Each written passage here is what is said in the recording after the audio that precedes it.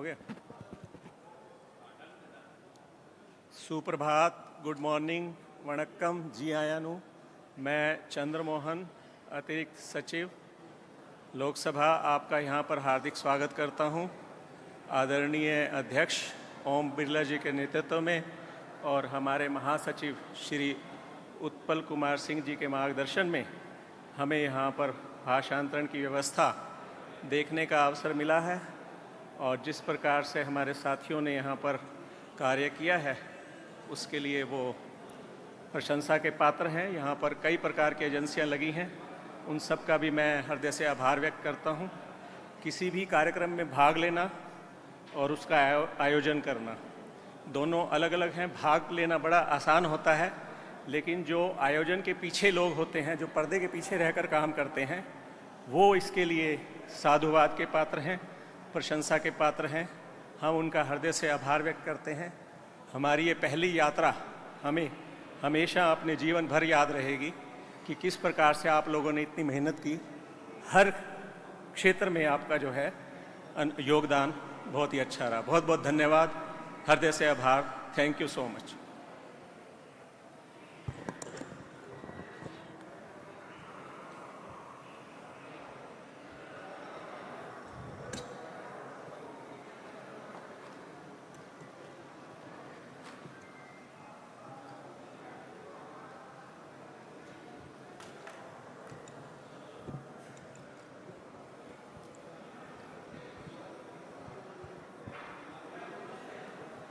Check, test, test, check, check, test, test, check, check one, check.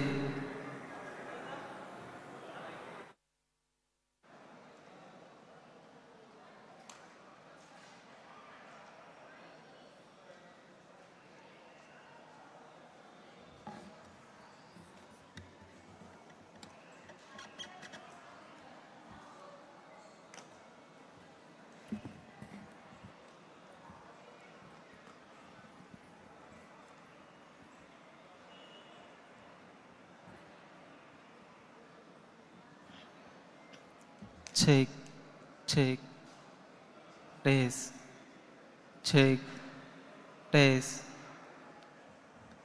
test, check, check one.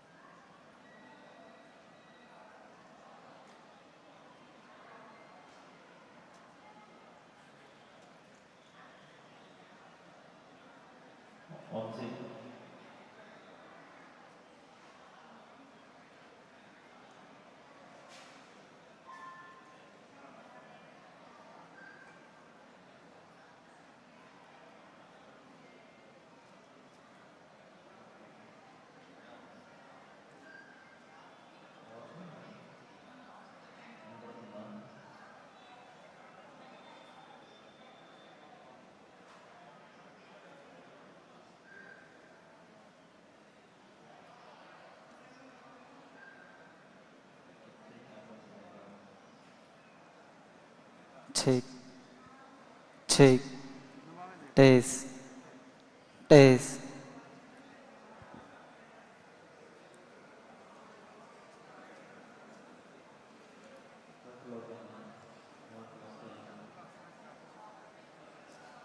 Check, check one.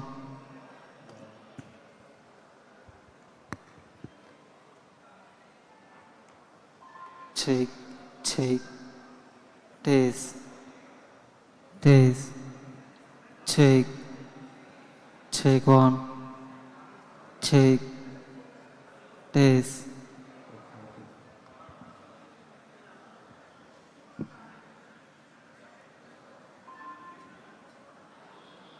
check, check, test, test, check, check one,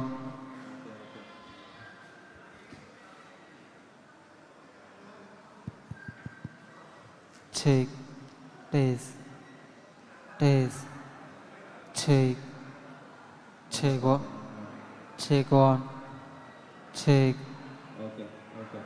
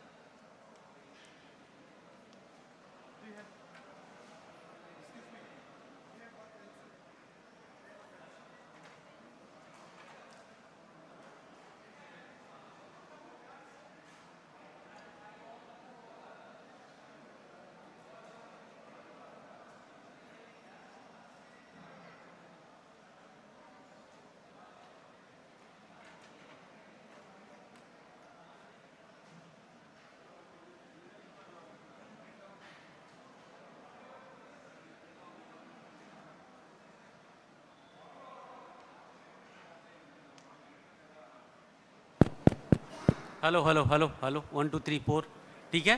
hello hello hello hello ठीक है sir, बंद कर दीजिएगा sir.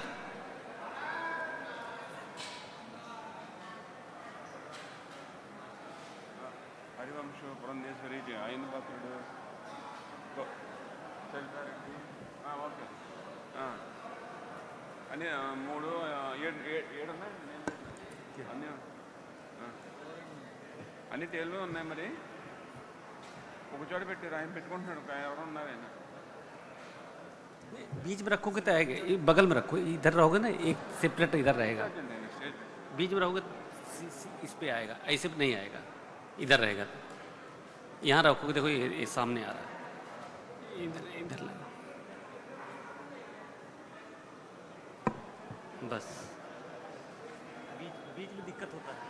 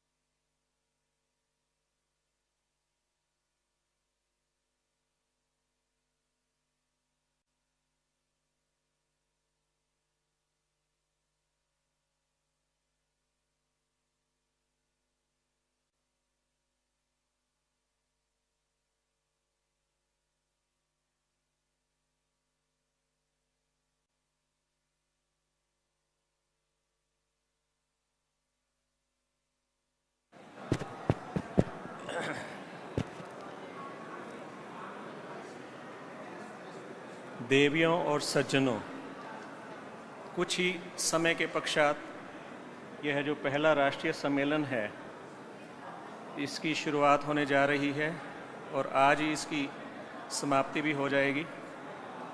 Tirupati के और आंध्र प्रदेश के और विभिन्न राज्यों से आए सभी प्रतिनिधियों ने इसमें भाग लिया, उन सब का आभार व्यक्त करता हूँ।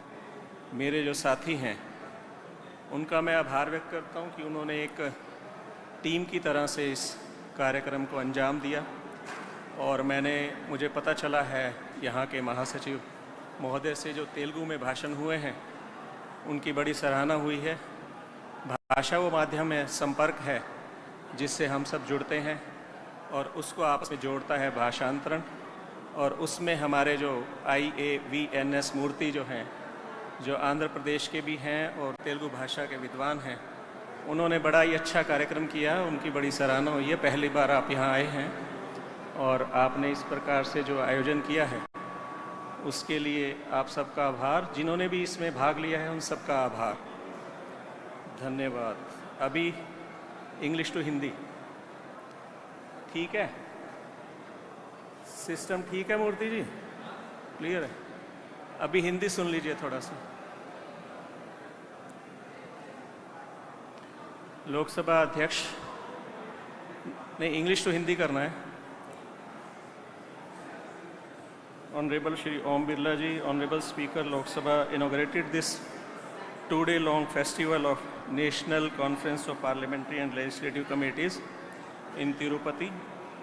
And this inaugural ceremony was graced by many VVIPs from Andhra Pradesh and from Parliament.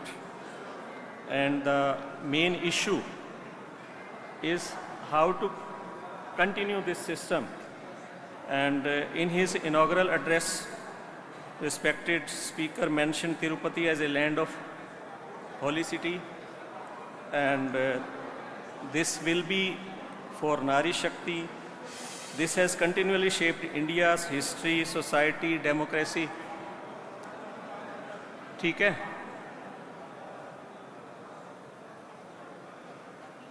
Thank you.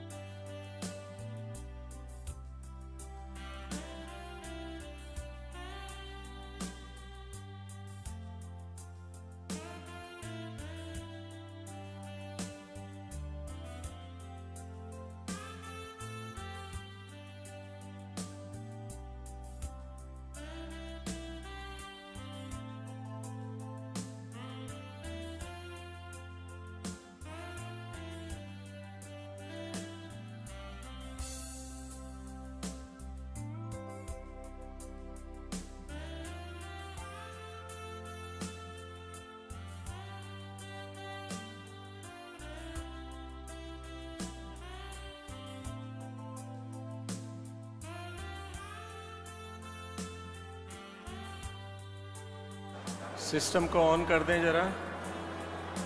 Ankita जी और मूर्ति जी को आवाज़ आ रही है? इशारा कीजिए, क्योंकि मेरे पास सिस्टम नहीं है। ये मैडम थोड़ा आगे से हट जाएं प्लीज़। हाँ प्लीज़। हाँ मूर्ति जी, आवाज़ आ रही है आपको? अच्छा, आप जा रहे हैं, जाइए। कल्पेश कर रहे हैं। कल्पेश जी, गुजराती सुनाऊं या तेलुगु? आंध्र प्रदेश की इस धार्मिक नगरी में तिरुपति में आपका हार्दिक स्वागत है। आप सबने यहाँ के जिला प्रशासन, राज्य सरकार के सहयोग से दर्शन किए होंगे। आप सब सौभाग्यशाली हैं। आपको बहुत बहुत बधाई। जिन्होंने भी आयोजन किया है उन सबको बहुत बहुत बधाई, बहुत बहुत धन्यवाद, दिल से आभार। Thank you. ठीक है अंकिता जी, ठीक है? कर पा रहे थे आप? ठीक है, thank you.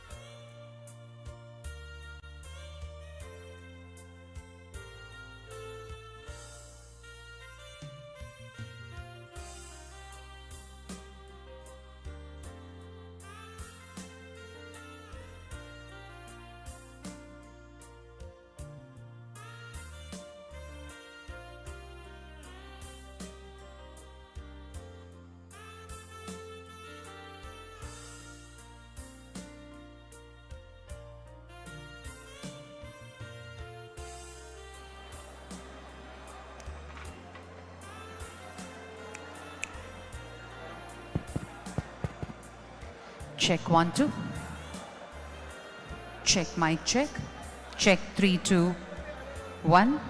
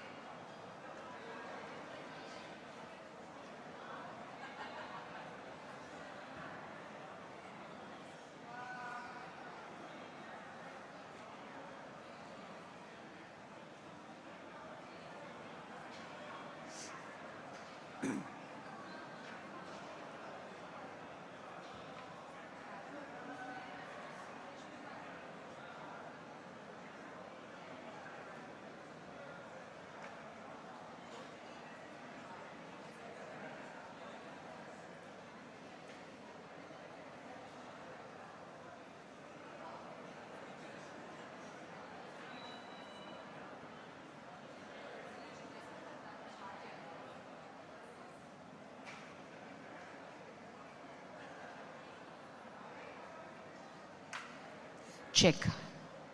Check 1, 2.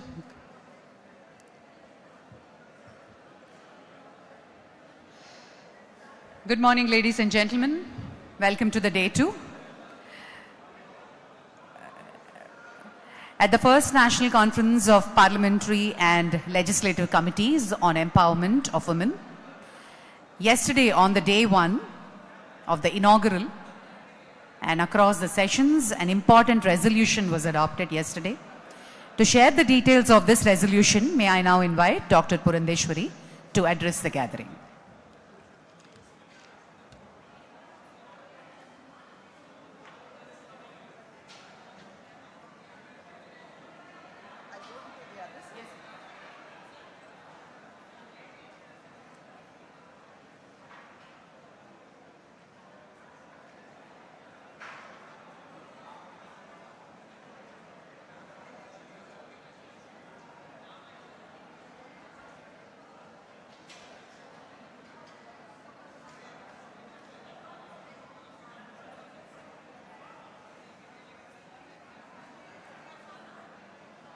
Excuse me. Hello. Yeah. Ayan Patrud garu Mariyu Raghuram Krishnaraj gariki request andi. Start cheyabothunnan.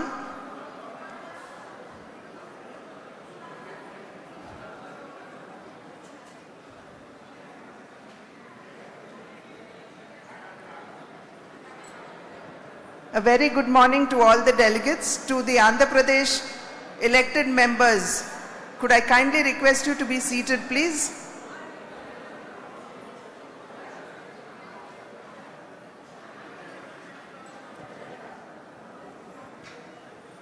Andhra Pradesh delegation దయచేసి వారి వారి స్థానాల్లో కూర్చోవలసిందిగా అభ్యర్థన.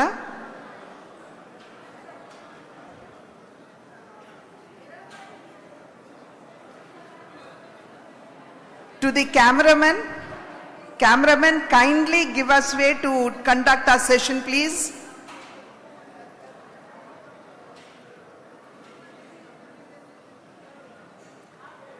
Can I ask the guests to be seated? Sudhaji, can we start the session?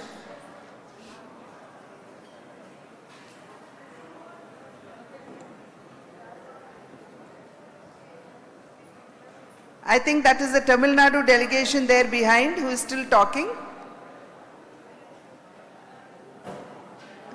The delegation behind. Bati ji, उनको बताइए थोड़ा बैठने के लिए please. Madam, we are starting the session. A very good morning to all the delegates again. Welcome back to today's session. I think yesterday was a very fruitful day when we all had very thoughtful discussion and debates on two very important topics. One is the gender sensitive budgeting, which is very important for us for the protection and the progression of women. And the second one is the challenges that women are facing in the face of emerging technologies. We have new technologies emerging every day. And women face a lot of issues and challenges, more particularly when it comes to AI. You have the character assassination happening, which is a matter of grave concern for those women representatives in public life. So I thank each one of you who have conducted the session, as well as those persons who have actually participated in the session as well.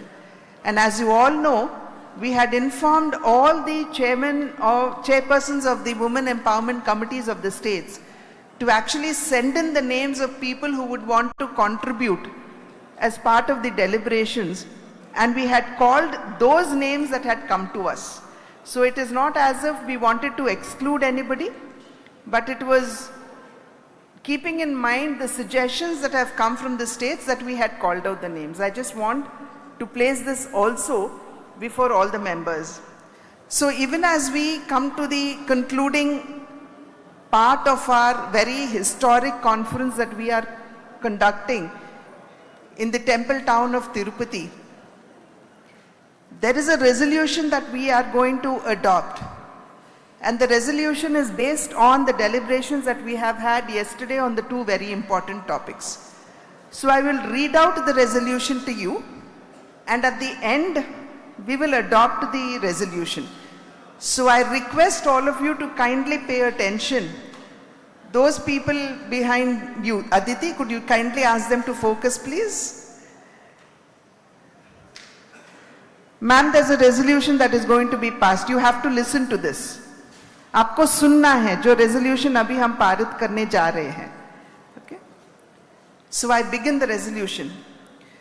We, the chairpersons and members of the Committee on the Empowerment of Women of Parliament and State UT legislative bodies, having assembled in Tirupati for the historic first National Conference of Parliamentary and Legislative Committees on the Empowerment of Women, hereby recall the establishment of the Legislative Committee on the Empowerment of Women, which began in 1987 in the state of Madhya Pradesh, followed by the formation in other states.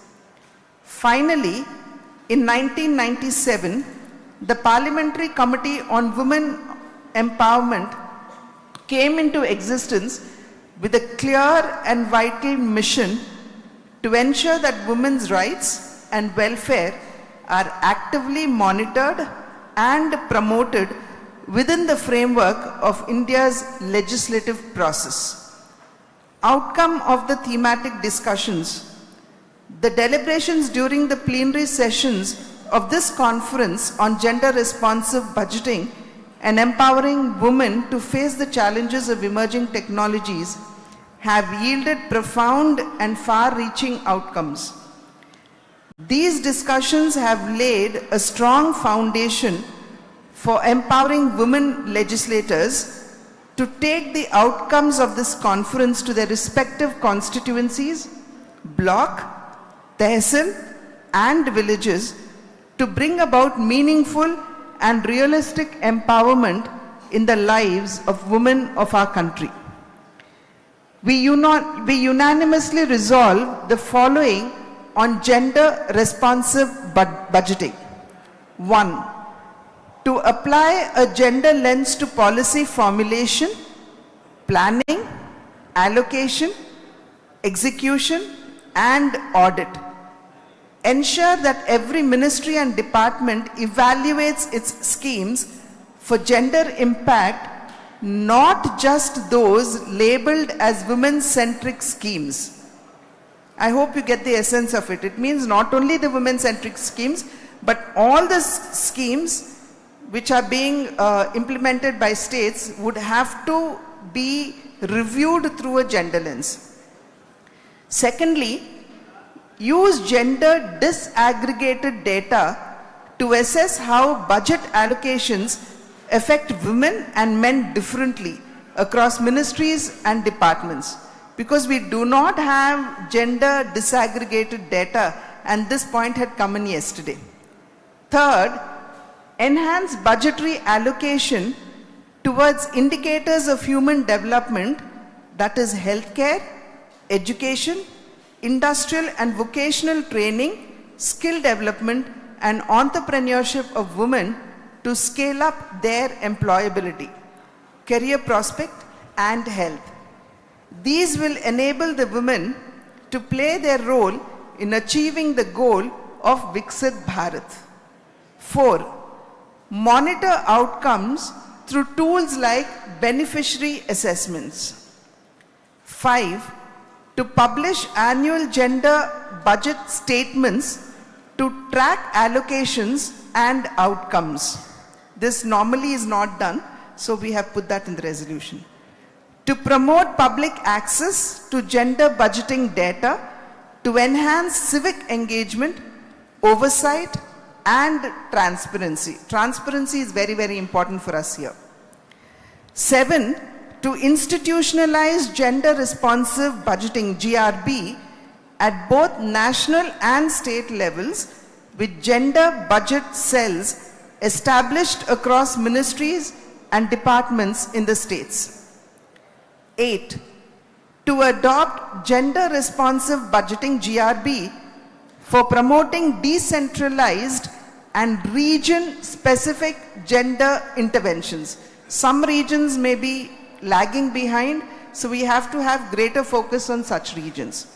And 9, to promote capacity building initiatives such as manuals, handbooks, and training by the Ministry of Women and Child having strength and technical expertise in gender budgeting. So much for the resolution on gender budgeting. Now, resolution on empowering women to face challenges of emerging technologies. We pledge, this is number 1, we pledge to work for India's digital transformation through Digital India, Startup India, Atmanirbhar India, and to involve these initiatives for reshaping economy, governance, and employment. Number 2, to educate women about challenges and safe use of emerging technologies such as artificial intelligence, machine learning, Internet of Things, blockchains, robotics, biotechnology, cybersecurity, and data analysis. Biotechnology also came up yesterday in the course of discussion. Number 3, to bridge digital divide and move towards equality in digital space by promoting digital education among women across all age groups. Number 4, to promote science, technology, engineering, and mathematics, that is the STEM, among women. 5, to promote awareness among women about cybercrimes and frauds and train them to use cyberspace securely. Number 6, equal access to digital resources in terms of affordable internet in rural areas and making women active creator of technology rather than a passive consumer. Number 7, special focus on digital literacy program for women on similar lines of adult literacy mission. This would conclude the resolution on the challenges that women face in terms of emerging technology. To conclude, we would say, we, the chairpersons and members of parliamentary and legislative committees for the empowerment of women, unanimously resolve to dedicate ourselves to the advancement of women's education, health, safety, dignity, and self-reliance. United in purpose and commitment, we pledge to champion women-led development as a cornerstone of national progress and to actively contribute to the realization of Viksit Bharat 2047. This would be the resolution that we would actually be adopting today. If it is acceptable to all and you feel this is comprehensive enough, we will immediately adopt the resolution today. So to conclude, we would only add, adopted by the chairpersons and members of the committee on the empowerment of women of parliament and state duty legislative bodies on this day, the 15th of September 2025 at Tirupati, Andhra Pradesh. Yeah? So we adopt the resolution. Thank you. Thank you all.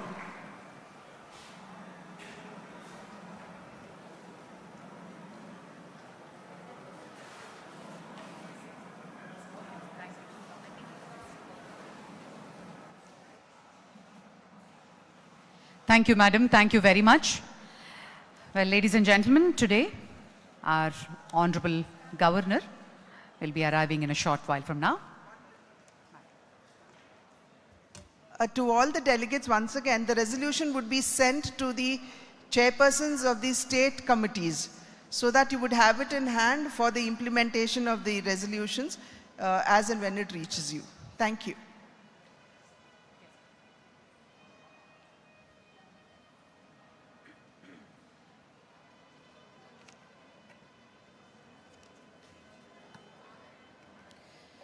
Marking the valedictory function, His Excellency Shri Abdul Nazeer ji, Governor of Andhra Pradesh, has just arrived. श्रीमान आपके nation के लिए God father है God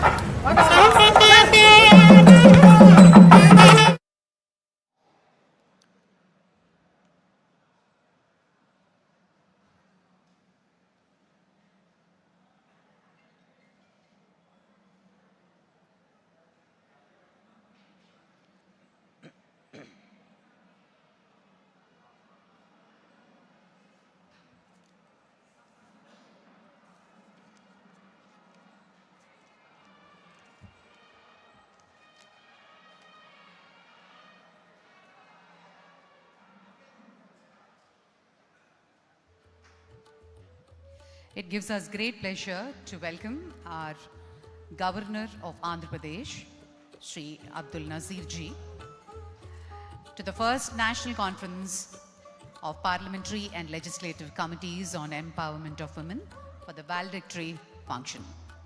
It gives us great pleasure to welcome our Honorable Speaker Loksabha, Shri Birla ji, our Honorable Speaker, Andhra Pradesh Legislative Assembly, Shri Ayanna Patrudu garu, Dr. Purandeshwari garu, Srimati Gauru Charita Reddy garu,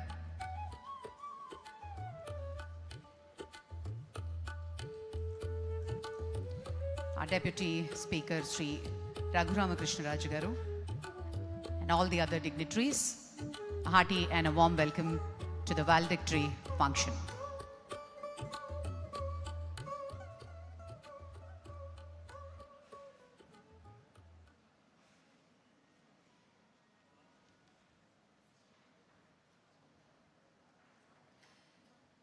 May I request all of you to kindly rise for the national anthem, followed by the state song of Andhra Pradesh.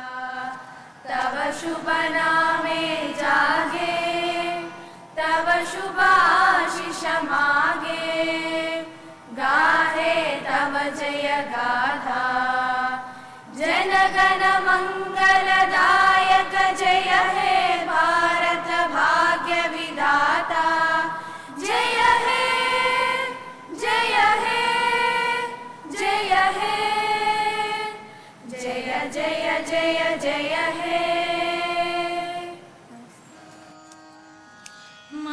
Telugu తల్లికి మల్లె పూదండ మా కన్న తల్లికి మంగళారతులు మా తెలుగు తల్లికి మల్లె పూదండ మా కన్న తల్లికి మంగళారతులు కడుపులో బంగారు కనుచూపులో కరుణ చిరునవ్వులో సిరులు దొరలించు మా తల్లి మా తెలుగు తల్లికి మల్లె పూదండ మా కన్న తల్లికి మంగళారతులు గలగల గోదారి కదలిపోతుంటేను బిరబిరా కృష్ణమ్మ పరుగులెడుతుంటేను బంగారు పంటలే పండుతాయి మురిపాల ముత్యాలు దొరలుతాయి మా తెలుగు తల్లికి మల్లె పూదండ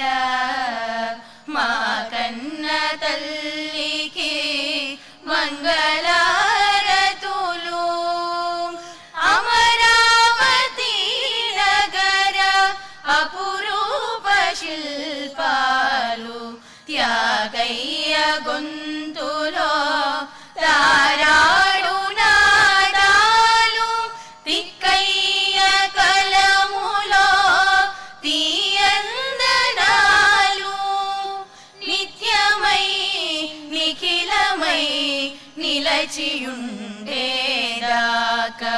రుద్రమ్మ భుజశక్తి మల్లమ్మ పతి భక్తి తిమ్మరు సుధీయుక్తి కృష్ణరాయల కీర్తి మా చెవులు రింగుమని మారు మ్రోగేదాక నీ ఆటలే ఆడుతాం నీ పాటలే పాడుతాం జై తెలుగు తల్లి జై తెలుగు తల్లి జై తెలుగు తల్లి.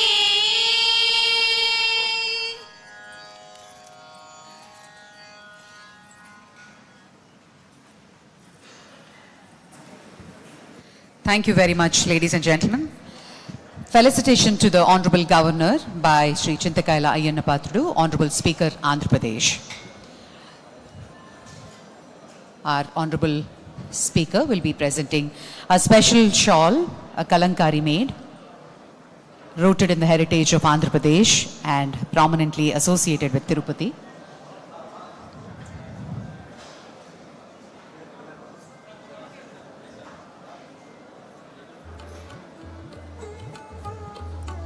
And a special memento.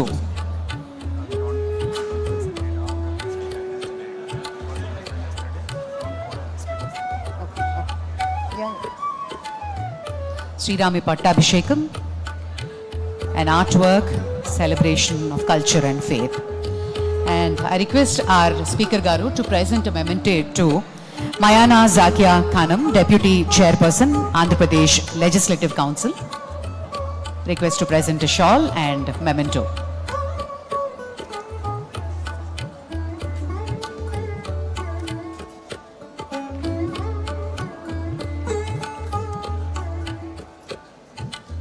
Shri Venkateshwara Idol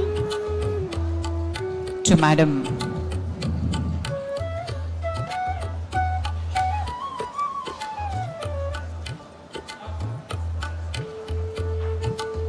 Thank you. Thank you, sir.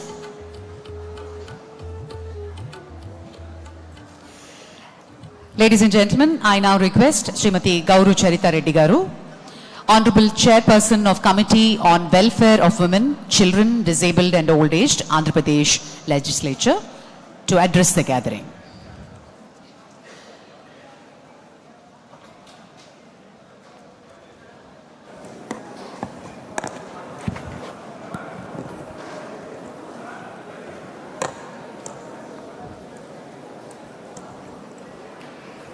అఖిల భారత పార్లమెంటు మరియు శాసనసభ కమిటీల మహిళల సాధికారత సదస్సుకు తిరుపతికి విచ్చేసిన విశిష్ట అతిథులు గౌరవనీయులు లోక్సభ స్పీకర్ ఓం బిర్లా గారికి, గౌరవనీయులు ఆంధ్రప్రదేశ్ గవర్నర్ శ్రీ అబ్దుల్ నజీర్ గారికి, గౌరవనీయులు రాజ్యసభ డిప్యూటీ చైర్మన్ శ్రీ హరివంశ్ నారాయణ్ సింగ్ గారికి, గౌరవనీయులు ఆంధ్రప్రదేశ్ శాసనసభ స్పీకర్ శ్రీ అయ్యన్న పాత్రుడు గారికి, గౌరవనీయులు డిప్యూటీ చైర్పర్సన్ ఆంధ్రప్రదేశ్ శాసన మండలి శ్రీ జాకియా ఖానం గారికి, గౌరవనీయులు డిప్యూటీ స్పీకర్ ఆంధ్రప్రదేశ్ శ్రీ రఘురామ కృష్ణంరాజు గారికి, గౌరవనీయులు చైర్పర్సన్ భారత పార్లమెంట్ మహిళా సాధికారత కమిటీ శ్రీ దగ్గుపాటి పురంధేశ్వరి గారికి, గౌరవనీయులు పార్లమెంటు శాసనసభ్యులు కమిటీల సభ్యులు, పార్లమెంటేరియన్లు మరియు నా సహచర శాసనసభ్యులకు, కేంద్ర రాష్ట్ర ప్రతినిధులకు అందరికీ నా హృదయపూర్వక స్వాగతం పలుకుతున్నాను.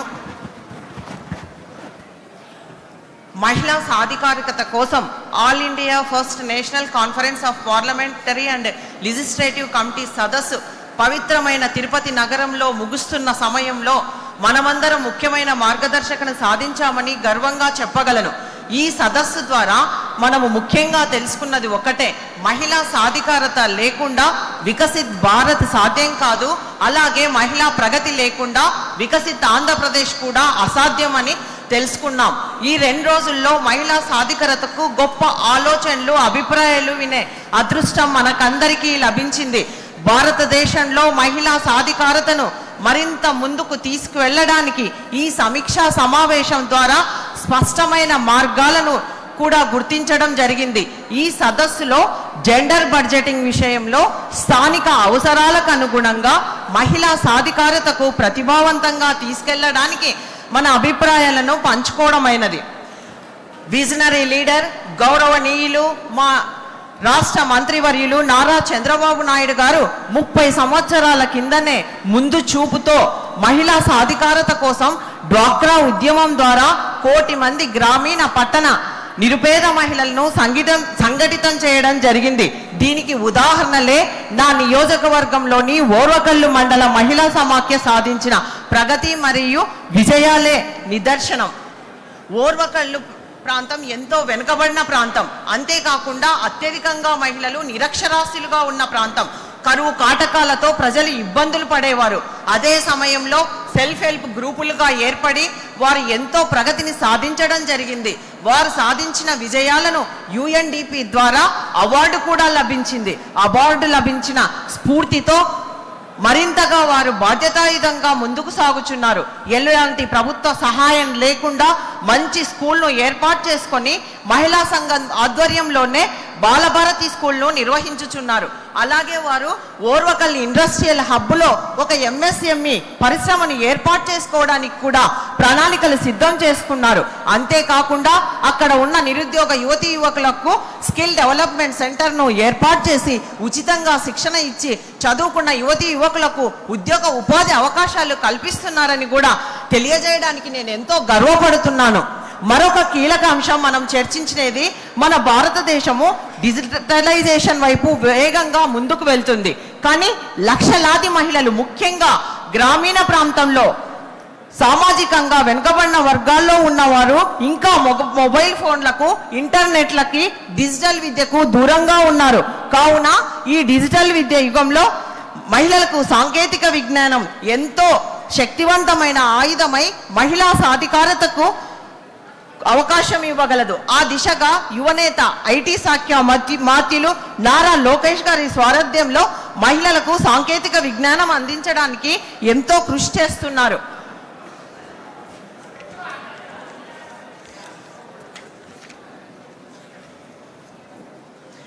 మహిళా సాధికారత కోసం మనం మన శాసనసభ మరియు పార్లమెంటరీ కమిటీల సభ్యులుగా ఈ సిఫారసులను వాస్తవిక రూపంలోనికి తీసుకురావాలన్న బాధ్యత మనపై ఉంది.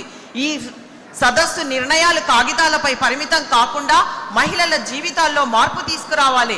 భారతదేశంలో ప్రతి మహిళ గౌరవంగా, స్వేచ్ఛగా, ధైర్యంగా జీవించే అవకాశాన్ని పొందాలి. ఇదే ఈ సదస్సు యొక్క లక్ష్యం కావాలి. ఈ గొప్ప సదస్సును కలియుగ దైవం శ్రీ వెంకటేశ్వర స్వామి కొలువైన తిరుమల తిరుపతి నగరంలో నిర్వహించడానికి కారకులైన గౌరవ ముఖ్యమంత్రి వర్యులు నారా చంద్రబాబు నాయుడు గారికి, లోక్సభ స్పీకర్ శ్రీ ఓం బిర్లా గారికి, శ్రీ హరివర్షన్ నారాయణ సింగ్ గారికి, శ్రీ అయ్యన్న పాత్రుడు గారికి, శ్రీ రఘురామకృష్ణంరాజు గారికి, శ్రీమతి పురంధేశ్వరి గారికి, అలాగే ఈ సదస్సును విజయవంతం కావడానికి నిర్విరామంగా కృషి చేసి అన్ని సదుపాయాలు కల్పించిన అధికారులకు, అలాగే పాత్రికేయ మిత్రులకు నా హృదయపూర్వక ధన్యవాదాలు తెలియజేసుకుంటున్నాను. జై హింద్, జై ఆంధ్రప్రదేశ్, జై నారీ శక్తి. Thank you. Thank you very much, madam.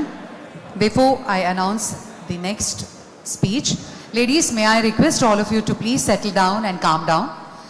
The acoustics of this hall are really loud, so request all of you to please maintain silence. Thank you. I now request Dr. Purandeshwari Garu, Honorable Chairperson, Committee on the Empowerment of Women, Parliament of India, to address the gathering.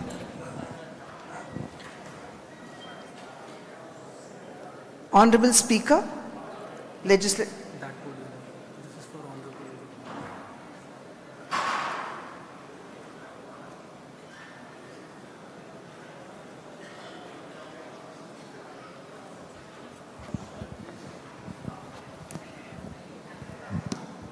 Honorable Speaker, Loksabha, Shri Om Birla ji, Honorable Deputy Chairman, Rajya Sabha, Shri Harivansh ji, Honorable Speaker, Assembly, Andhra Pradesh, Shri Ayyana Pathrudu Garu, Deputy Speaker, Legislative Assembly, Andhra Pradesh, Shri Raghuram Krishnan Raj Garu, Deputy Chairperson, AP Legislative Council, Zakya Garu, Gauru Charita Garu, and all the chairpersons of the Committee on Women Empowerment, MPs, MLAs, Secretary Generals of Loksabha, Rajya Sabha and Andhra Pradesh Legislative Assembly, ladies and gentlemen.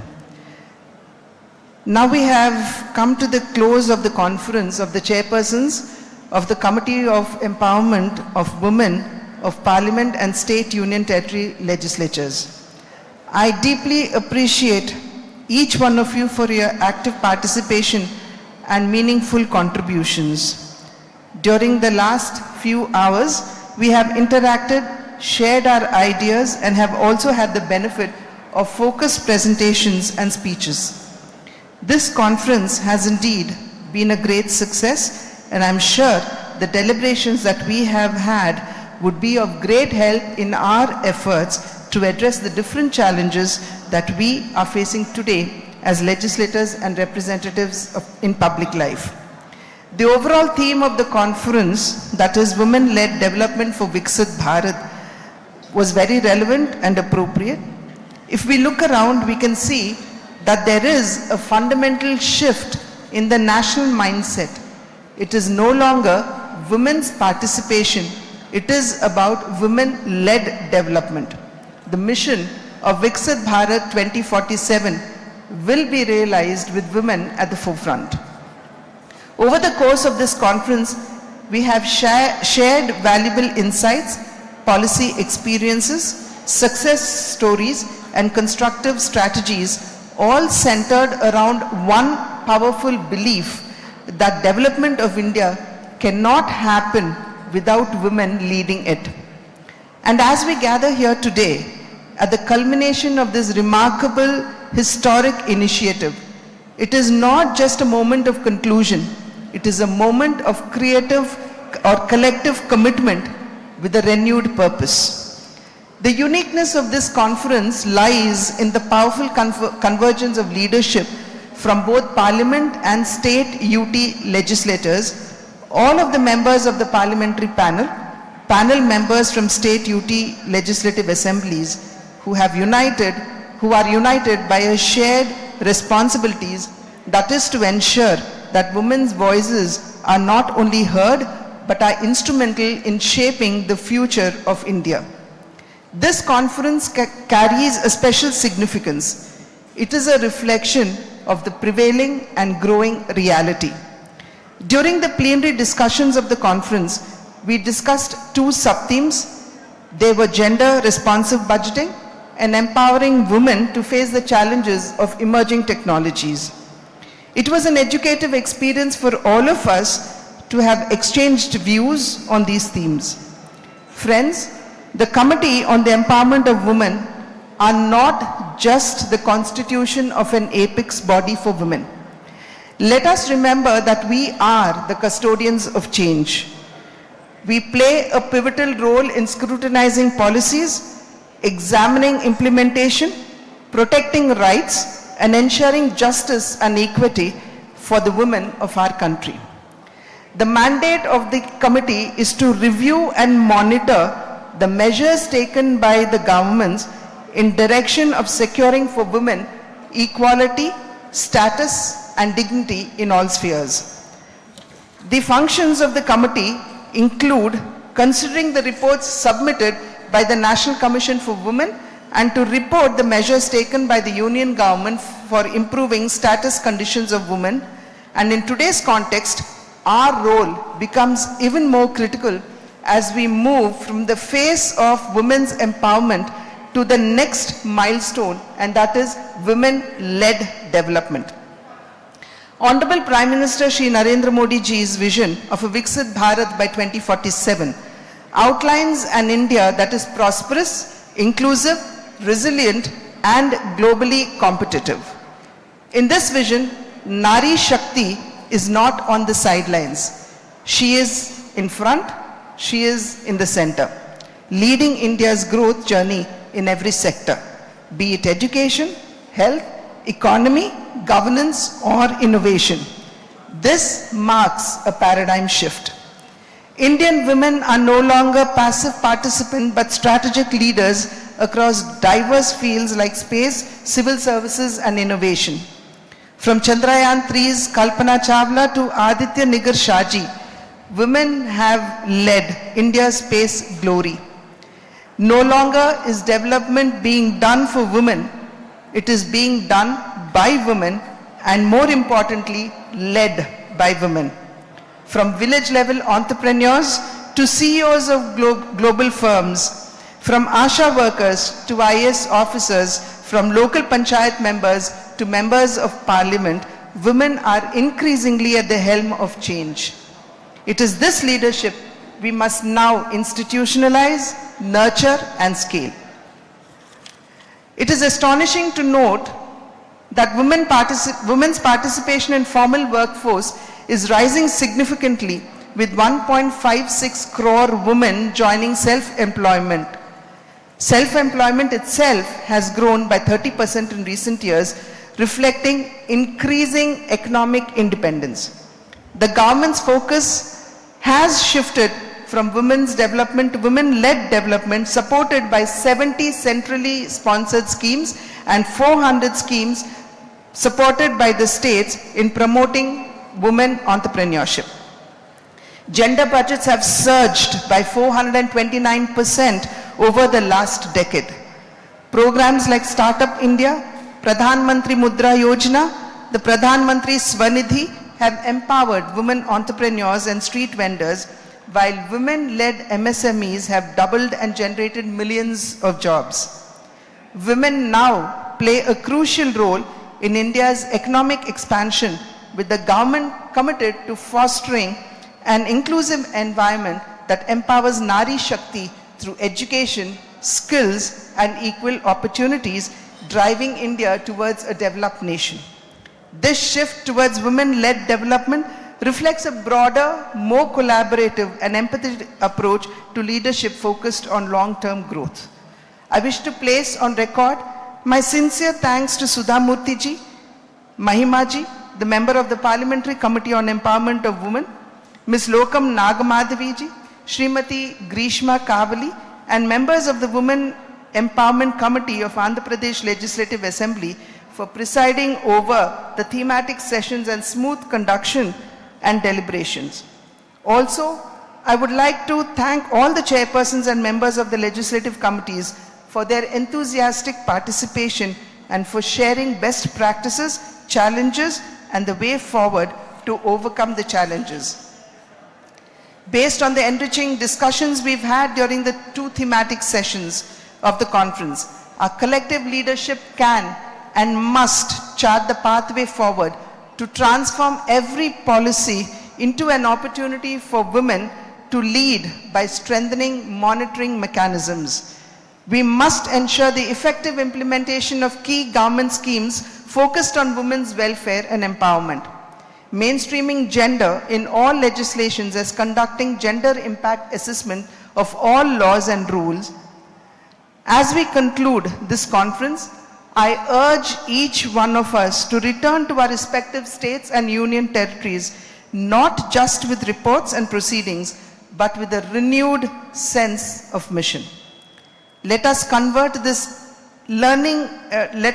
every learning here into a legislative initiative, a community program, a monitoring intervention, or a policy recommendation.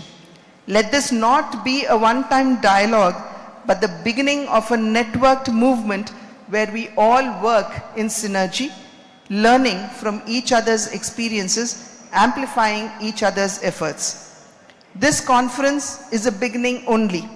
I request all of us to hold this type of dialogue at district level, mandal level in our respective constituencies to keep the momentum on. To have a realistic implementation and greater impact, let us also hold 2 levels of dialogue with people's representatives, that is the Jan Pratinidhi, including the grassroots representatives and the self-help groups. I would also request the MLAs who have come all the way to participate in this historic conference to initiate action for the formation of women-led related committees in their respective states, so that all states and UTs will have women empowerment committees to give impetus to women-related issues. Together, let us build a Bharat where every girl child dreams big, every young woman is raised with courage, and every citizen respects and supports her leadership in homes, in workplaces, and in the nation. As the Honorable Prime Minister rightly said, "Ye Amrit Kal Nari Shakti ka Kal hai." Let us ensure that this spirit becomes the defining force of our journey towards a just, equitable, and developed India, or a Viksit Bharat.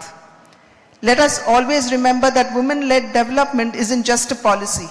It is a powerful movement shaping the India of tomorrow, an India where women are at the forefront, not just as beneficiaries of progress, but as the very architects of it. As we come to the conclusion of this memorable conference, I would once again like to extend my greetings to all the delegates whose participation and deliberations here have enriched us all. It is a matter of great satisfaction to note that this conference has been made a success with all your participation. I'm thankful for sparing your valuable time and valuable inputs as well. I take this opportunity to thank the Honorable Speaker of the Lok Sabha, Shri Om Birla ji. The initiative to hold a historical national conference of this magnitude was his inspiration. Honorable Speaker's guidance and encouragement at every stage has made this conference a big success. I also take this opportunity to express my sincere gratitude to the Honorable Chief Minister of Andhra Pradesh, Shri Nara Chandrababu Naidu Garu, Honorable Speaker of Andhra Pradesh Legislative Assembly, Shri Ayana Pathrudu Garu, the Deputy Speaker, Shri Raghuram Krishnam Raju Garu, the various departments of the Andhra Pradesh government, and other agencies who wholeheartedly extended their cooperation in making this conference a grand success, and for extending a warm welcome to all the delegates.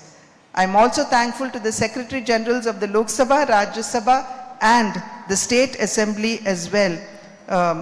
The State Secretary General Shri Prasanna Kumar Garu and his dedicated team of officers and staff, as well as the dedicated team and staff from Lok Sabha and my own committee, who have all contributed to the success of this conference. I would only end by a small shloka which says, "Chaduvan nerturu purushul valane shastrambul patimpinchucho adamun nerturu shatru senala dhanur vyaparamul nerpucho muditotsahamutoda nela galeri yurvim pratistinchucho muditul nervagarani vidya galade muddara nerpinchinan." There is nothing that a woman can never achieve and do. She needs to believe in herself, needs to improve her own self-confidence, and once she steps forward, she can always be the leader of the nation's development. Thank you. Thank you, madam. Thank you very much. ఇప్పుడు మా గౌరవ speaker Andhra Pradesh legislative assembly Shri Chintakayala Ayyanna Patrudu గారిని తమ అమూల్య సందేశాన్ని ఇవ్వవలసిందిగా మనవి చేస్తున్నాం.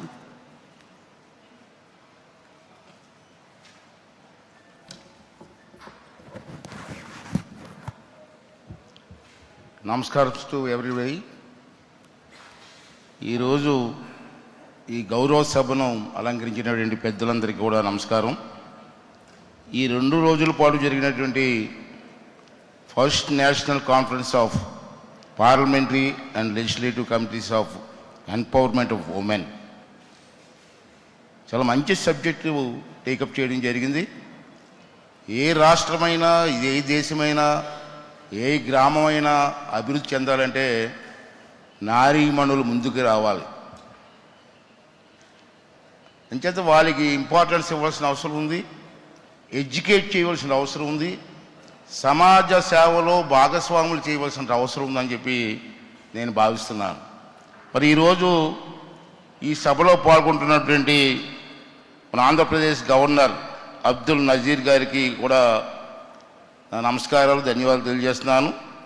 అలాగే Lok Sabha speaker గారు పెద్దలు, ఓం బిర్లా గారు, అలాగే రాజ్యసభ డిప్యూటీ చైర్మన్ గారు అయినటువంటి నారాయణ సింగ్ గారు, అదేవిధంగా ఆంధ్రప్రదేశ్ శాసనమండలి డిప్యూటీ చైర్మన్ శ్రీమతి మరి జకియా కనం గారు, వారు కూడా రావడం జరిగింది. వారికి కూడా ధన్యవాదాలండి.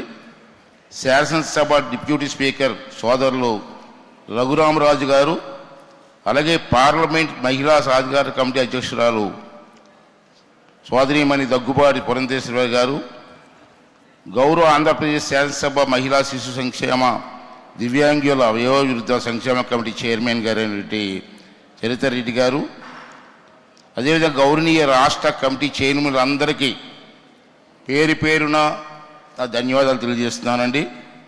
దేశంలోని అన్ని రాష్ట్రాల నుండి వచ్చేసినటువంటి గౌరవనీయులు ఎంపీలకు, ఎమ్మెల్యేలకు, రాష్ట్ర కమిటీ సభ్యులకి అందరికీ కూడా నా నమస్కారాలు తెలియజేస్తున్నానండి. ఈ 2 రోజులు మనందరం ఎన్నో ప్రసంగాలు చేసి ఉంటాం, జరిగిన చర్చలు కూడా ఉన్నాయి. ఈ ప్రసంగాలు చర్చల్లో వచ్చినటువంటి అనుభవాలని, సూచనల్ని ఇవన్నీ కలిపి మనకు కొత్త దిశ, కొత్త ఆత్మవిశ్వాసాన్ని కలిగిస్తాయని చెప్పి నేనైతే మనస్ఫూర్తిగా నమ్ముతున్నానండి. దీంట్లో కొన్ని చర్చకు వచ్చినట్టు అంశాలు ఉన్నాయి, చాలా ఇంపార్టెంట్. బ్రహ్మాండంగా చర్చ జరిగింది. నేనైతే హ్యాపీ ఫీల్ అవుతున్నాను యాజ్ ఏ స్పీకర్గా, రాష్ట్ర స్పీకర్గా. మంచి చర్చ జరిగింది. ఈ చర్చలో జరిగిన అంశాల్లో మహిళలకు సమాన హక్కులు ఆల్రెడీ ఆంధ్ర రాష్ట్రంలో ఇచ్చాం సార్. అన్న ఎన్టీ రామారావు గారి టైంలో మహిళలకి పెద్దపీట వేయడం జరిగింది. పురుషులతో సమానంగా అన్నీ ఇవ్వడం జరిగింది. ఇది ఆంధ్ర రాష్ట్రానికి పరిమితం కాదు, భారతదేశంలో ఉన్న అన్ని రాష్ట్రాలకి కూడా మహిళలకు సమాన హక్కులు కల్పించాలన్నటువంటి తీర్మానాన్ని అందరూ ఆమోదించాలి. దీన్ని ఆమోదించడమే కాదు, అమలు చేసి తీరాలి అని నేను ఈరోజు మీ అందరికీ మనం చేస్తున్నాను. రాజకీయాల్లో మరింత ప్రాధాన్యత. నేను ఫస్ట్ టైం ఎమ్మెల్యే 1983లో అయ్యా. అప్పుడు ఎమ్మెల్యేలు, లేడీస్ ఎమ్మెల్యేలు లేరు, పంచాయతీ ప్రెసిడెంట్స్ లేరు. ఎన్టీ రామారావు గారు వచ్చిన తర్వాత స్థానిక సంస్థల్లో ఎమ్మెల్యేస్, ఎంపీస్లో మహిళలకి సరైన ప్రాతినిధ్యం ఇవ్వాలని చెప్పి నిర్ణయం తీసుకోవడం జరిగింది. ఇది అన్ని రాష్ట్రాల్లో జరగాలి, అన్ని పంచాయతీల్లో జరగాలి, అన్ని జిల్లాల్లో జరగాలన్నది నా ఆకాంక్ష. దాన్ని మన అందరం కూడా నెరవేర్చవలసినటువంటి అవసరం ఉందని చెప్పి మనం చేస్తున్నాను. మొన్న అసెంబ్లీ ఎన్నికల్లో ఆంధ్ర రాష్ట్రంలో మహిళలు ఎంతమంది ఉన్నారమ్మా? 22 ఓన్లీ ఇన్ అసెంబ్లీ. అది కాకుండా కౌన్సిల్ వేరేగా ఉంది. అదేవిధంగా అన్ని రాష్ట్రాల్లో కూడా మహిళలకు ప్రాతినిధ్యం ఇవ్వాలని చెప్పి నేను మనస్ఫూర్తిగా ఆహ్వానిస్తానండి. విద్యా, ఉపాధి, ఆర్థికంగా అవకాశాలు మహిళలకి గ్రామీణ స్థాయిలో ఒక అవగాహన కల్పించగలిగితే, మహిళల్ని ఎడ్యుకేట్ చేయగలిగితే సమాజం గురించి తప్పనిసరిగా ఏ దేశమైనా, ఏ రాష్ట్రమైనా, ఏ జిల్లా అయినా, ఏ గ్రామమైనా అభివృద్ధి చెందుతుందన్న విశ్వాసం నాకైతే ఉంది. దాన్ని మీరు అందరూ కూడా మనస్ఫూర్తిగా అభినందించి సపోర్ట్ చేయవలసిన అవసరం కూడా ఉందని చెప్పి మనం చేస్తున్నాను. తర్వాత లా అండ్ ఆర్డర్, సురక్షిత సమాజ నిర్మాణం, ఇది చాలా అవసరం. ఏ రాష్ట్రానికైనా ఎంత అభివృద్ధి చెందినా, ఎంత అభివృద్ధి చేసినా లా అండ్ ఆర్డర్ కంట్రోల్లో లేకపోతే అది అభివృద్ధి జరగదు, అది అభివృద్ధి కాదు. ముందు లా అండ్ ఆర్డర్ని కూడా మనం కంట్రోల్ చేయవలసినటువంటి అవసరం ఉందని చెప్పి ఈ సందర్భం మనం చేస్తూ, ఈ కాన్ఫరెన్స్ ద్వారా ఒక స్వచ్ఛమైన సందేశం వెలువడింది. మహిళలు సాధికారత పార్టీలు అనేది పార్టీలు, రాష్ట్రాలు, భాషలు, సరిహద్దులు అన్నిటినీ అధికంగా మనందరం కలిసి ముందుకు తీసుకెళ్ళవలసిన అవసరం ఉందని చెప్పి నేను భావిస్తున్నాను. మహిళా శక్తి సమాజ ప్రగతి శక్తి. ఈ శక్తిని సరైన దిశలో వినియోగించగలిగితే ఈ దేశం మరింత బలపడుతుందని చెప్పి ఈ సమావేశంలో మీ అందరికీ కూడా మనవి చేస్తున్నాను. ఈ చారిత్రాత్మక సమావేశం తిరుపతిలో మన వెంకన్న స్వామి సన్నిధిలో జరగడం చాలా ఆనందదాయకమైనది, శుభదాయకం అని చెప్పి ఈ సందర్భంలో మనం చేస్తూ ప్రతి ఏటా ఇలాంటి సమావేశాలు జరగాలని నేను ఆశిస్తూ 3 ఏళ్ళ తర్వాత ఈ సదస్సును ఎందుకు 3 years అన్నానంటే వాట్ ఇస్ రీజన్ ఏంటంటే ఇప్పుడే అమరావతి క్యాపిటల్ రెడీ అవుతుంది.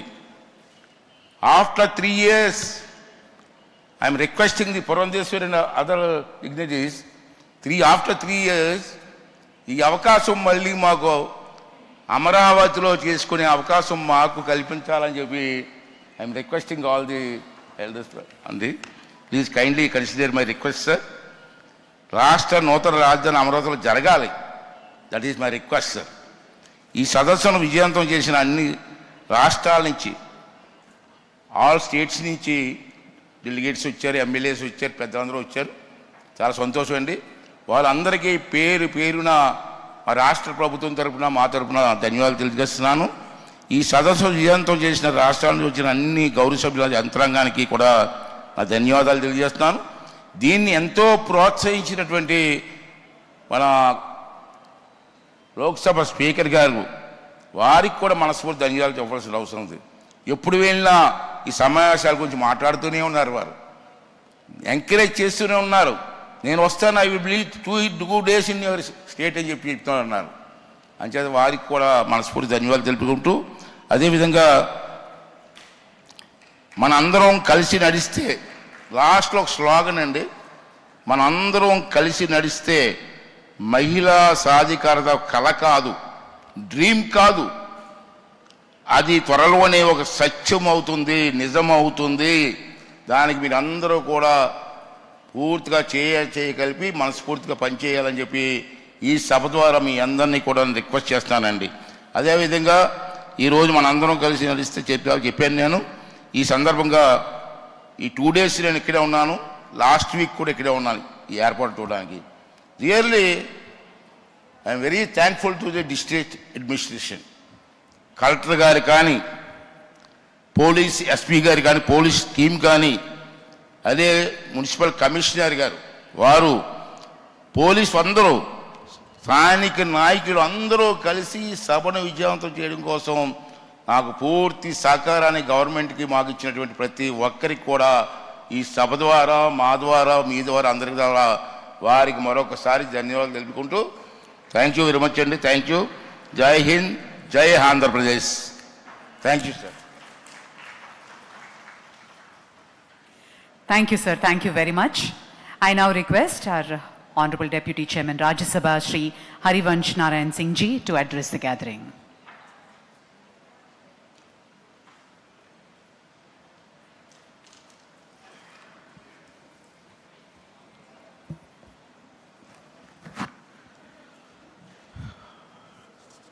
Namaskara. Honorable Governor Andhra Pradesh, Mahamahim S. Abdul Nazeer Ji, Honorable Loksabha Speaker, respected Sri Om Birla Ji, Honorable Speaker Andhra Pradesh, C. N. Patrudu Garu, Honorable Deputy Speaker of Assembly, Raghu Ramakrishna Raju Garu, Honorable Chairperson Committee on Empowerment of Women, Srimati Daggu Bati Purandeshwari Ji, Honorable Deputy Chairperson Andhra Pradesh Legislative Council, Srimati Maina Jhakia Khanam Ji, Chairperson of Committee on Welfare, Women, Children, Disabled and the Old Aged, Srimati Gauru Charita Reddy Ji, Honorable Members of Parliament, members from various state legislatures and committees, Secretary General Loksabha and other dignitaries. We are privileged to have the Honorable Governor here, a remarkable legal luminary whose public conduct has a lot of respect from all of us, has shaped the nation through his work in the judiciary. I hope all of you had the opportunity to seek blessings of Lord Sri Venkateshwar. It has been a privilege for all of us to meet in this holy city for this conference. Further, the warm hospitality extended by Andhra Pradesh Legislative Assembly especially the Speaker of the Assembly and Deputy Speaker who made us feel at home. We must also commend the work of our Chairperson, Purendeshwari ji, who ensured all of us get our darshan smoothly and personal care and attention to each of us. Honorable members, Andhra Pradesh is a land of rich culture, heritage, and also seamlessly merges as a symbol of modern India's development. Through various phases in history, the state has contributed many great philosophers, thinkers, writers, social reformers. Their work has inspired the nation. We have come to the conclusion of this important conference where many new ideas, developments and suggestions were put forth to further the empowerment of women. First, I would like to note that Committee on Empowerment of Women was created on April 23, 1997. Sir, कुल 28 साल लगे कि committee और parliament के इस committee के सदस्य और स्टेट्स के पहली बार यहां पवित्र जगह पर मिल रहे हैं. मैं इसके लिए लोकसभा के स्पीकर और पुरेंद्रश्री जी को जितना भी धन्यवाद दे सकूं वो कम है. 28 वर्षों बाद वीमेन इक्वलिटी का यह महत्वपूर्ण कॉन्फ्रेंस यहां हो सका है आप दो के सौजन्य से. We talk of women's development all the time, but it took a long time for such an important conference to happen. I thank our Lok Sabha Speaker again for always being forward looking and keeping the committee calendar active. Just this year, again I will remind, just this year we met in Mumbai, Bhubaneswar, Tirupati, and again for a different conference in Bangalore, for various national conferences of the committees. I am sure that going forward, the committees on empowerment of women across parliamentary states will meet frequently now. Srimati Purendeshwari ji observed every minute of the proceedings and ensured the discussion was conducted in an organized manner. That way she is a natural leader. Both the themes from yesterday's discussion were timely and important to deliberate for a more inclusive future. I must congratulate each and every one of you for the high standard of the discussion. As a presiding officer in Rajya Sabha और माननीय Lok Sabha speaker साहब के आदेश से मैं बैठ करके बहुत देर तक सुनता रहा. I could not help but notice the calm way in which everyone spoke and yet made defective points on the relevant subjects, sir. There is certainly a need for our male members, us, in legislatures to learn a lot, sir. हम पुरुषों को बहुत कुछ सीखने को कल मिला, जिस शालीनता से आप सबने बिना डिस्टरबेंस के, बिना तनाव के स्मूथली कंडक्ट किया और अपनी बातें रखी.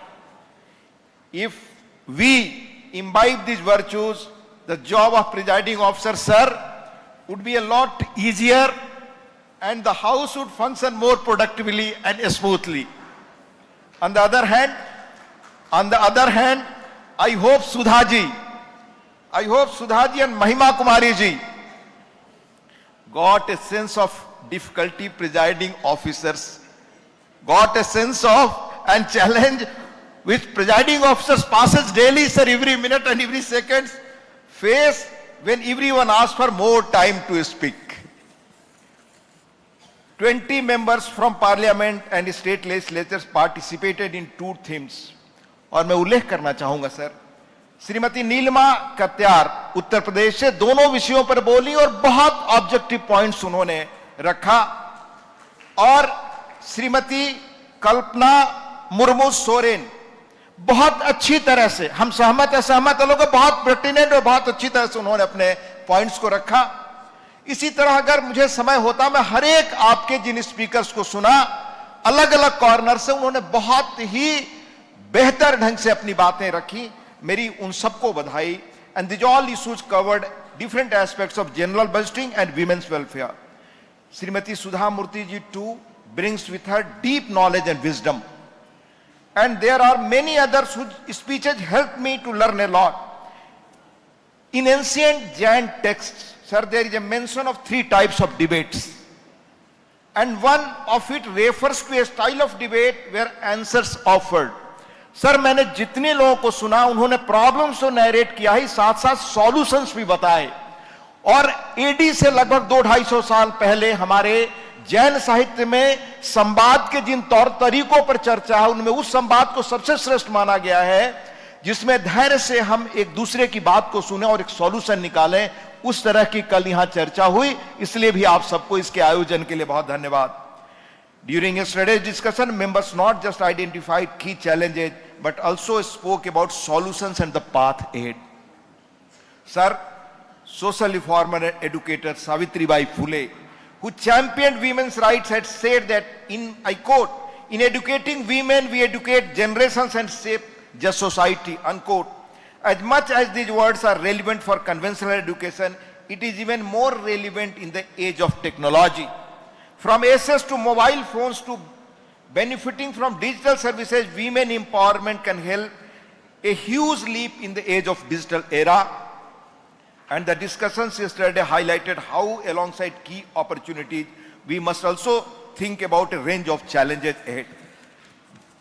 We must also focus on many innovative practices in policies and in the discussion in our legislatures around women-centric subjects. Our Honorable Loksabha Speaker too has taken initiatives to dedicate 0 hour, and in Rajya Sabha too also, 0 hour for women legislatures, and encourage more women members to participate. As I said yesterday, that the journey of each member here is an unique and inspirational. Your participation in debates on legislation brings an important perspective of looking at public policy from a gender perspective and nudge the governments to address any gap. Honorable members, over the last 10 years, we have seen several new schemes and policies designed for the welfare of women. Prime Minister Honorable Narendra Modi ji has routinely emphasized the empowerment of women is necessary for India's development in 21st century. And many of the schemes have directly impacted the quality of life of women, even improved awareness in the society about girl child through the Beti Bachao, Beti Padhao campaign. In addition, the positive impact of these policies, we are also seeing many remarkable achievements by women, जिसके बारे में भी बहुत अच्छी तरह से आपने बताया. On May 30, 2025, the National Defence Academy marked a historic milestone as 17 female cadets graduated for the first time. The strong message to the world sent by 2 women officers during Operation Sindoor has inspired all of us. Earlier in June, Honorable Prime Minister Modi ji inaugurated the historic Chenab Bridge, and I will mention दुनिया की सबसे बड़ी जो घाटी पर जो bridge बना Chenab bridge to provide railway connectivity, पूरे दुनिया में पूरे विश्व की सबसे बड़ी ये कनेक्टिविटी पुल की बनी रेलवे की. It is the world's highest rail bridge. But who made even more proud is the work of G Madhavi Latha, a professor at the Indian Institute of Science. She played an important role across 17 years of the project. 17 वर्षों तक project पर काम करके उस महिला के सौजन्य से दुनिया का सबसे बड़ा रेल ब्रिज भारत ने बनाया. And it was not usual work. Using her geological expertise, she innovated in real time to overcome various geographical problems that came in the way. Today, women comprise about 20% of the workforce of ISRO. And we are already aware of the successful women scientists part of the Chandrayaan-3 launch.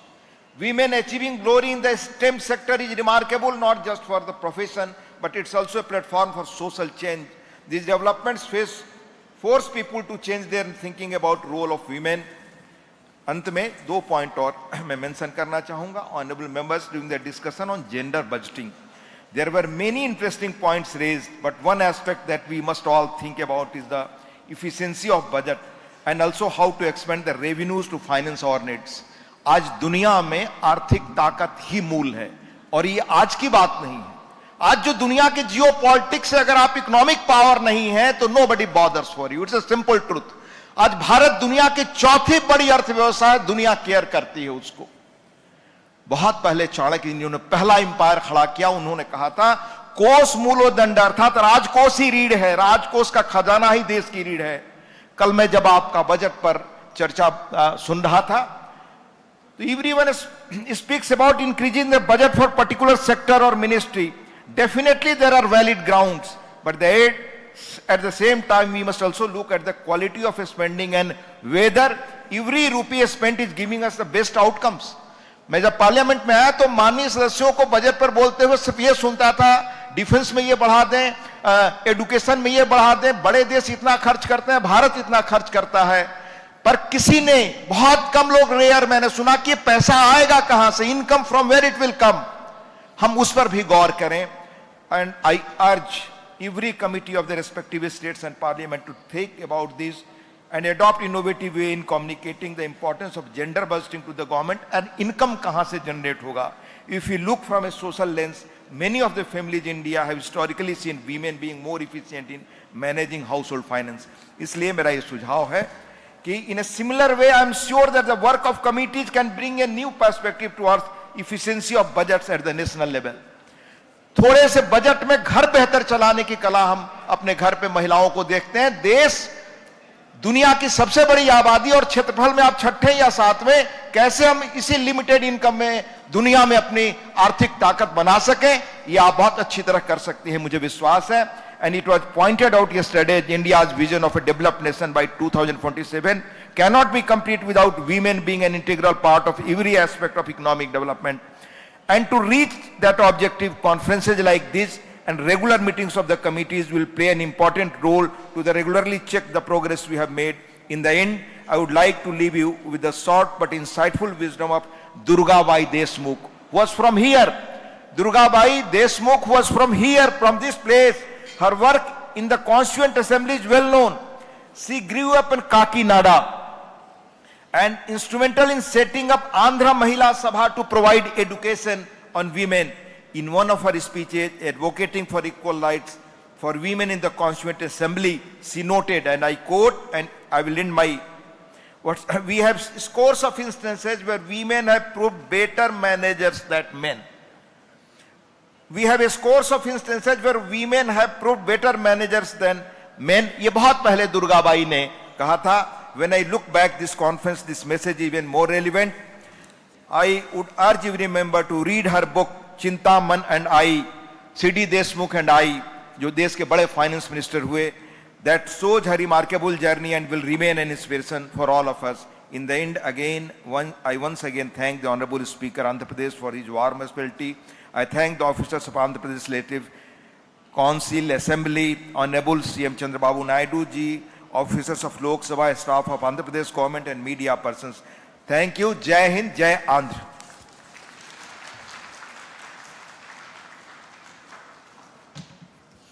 Thank you, sir. Thank you very much. बहुत बहुत धन्यवाद.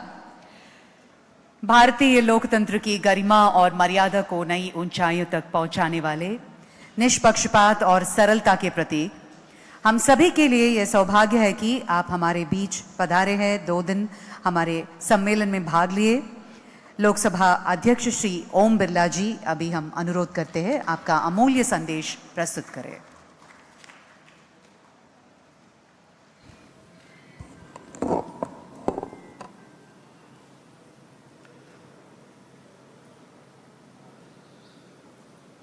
महिला सशक्तिकरण में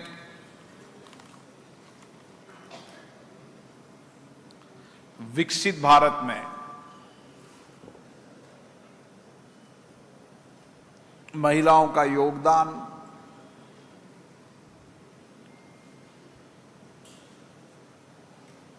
और इस देश के अंदर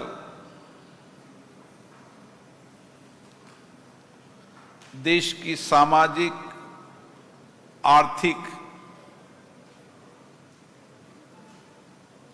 समाज में परिवर्तन करने के लिए महिलाओं का जो योगदान रहा और महिलाओं ने देश के अंदर अलग अलग क्षेत्रों के अंदर सामाजिक क्षेत्र में, राजनीतिक क्षेत्र में, विज्ञान के क्षेत्र में, टेक्नोलॉजी के क्षेत्र में, अंतरिक्ष के क्षेत्र में, खेलकूद के क्षेत्र में देश के अंदर जो नेतृत्व किया, उस नेतृत्व को और जन सहभागी बनाना, इसके लिए 2 दिन तक गहन विचार विमर्श हुआ. चर्चा हुई, संवाद हुआ, अपने अपने अनुभव साझे किए, ताकि इस देश के अंदर हम लोकतंत्र के माध्यम से, महिलाओं की भागीदारी के माध्यम से कैसे सशक्त और विकसित भारत बना सकते हैं।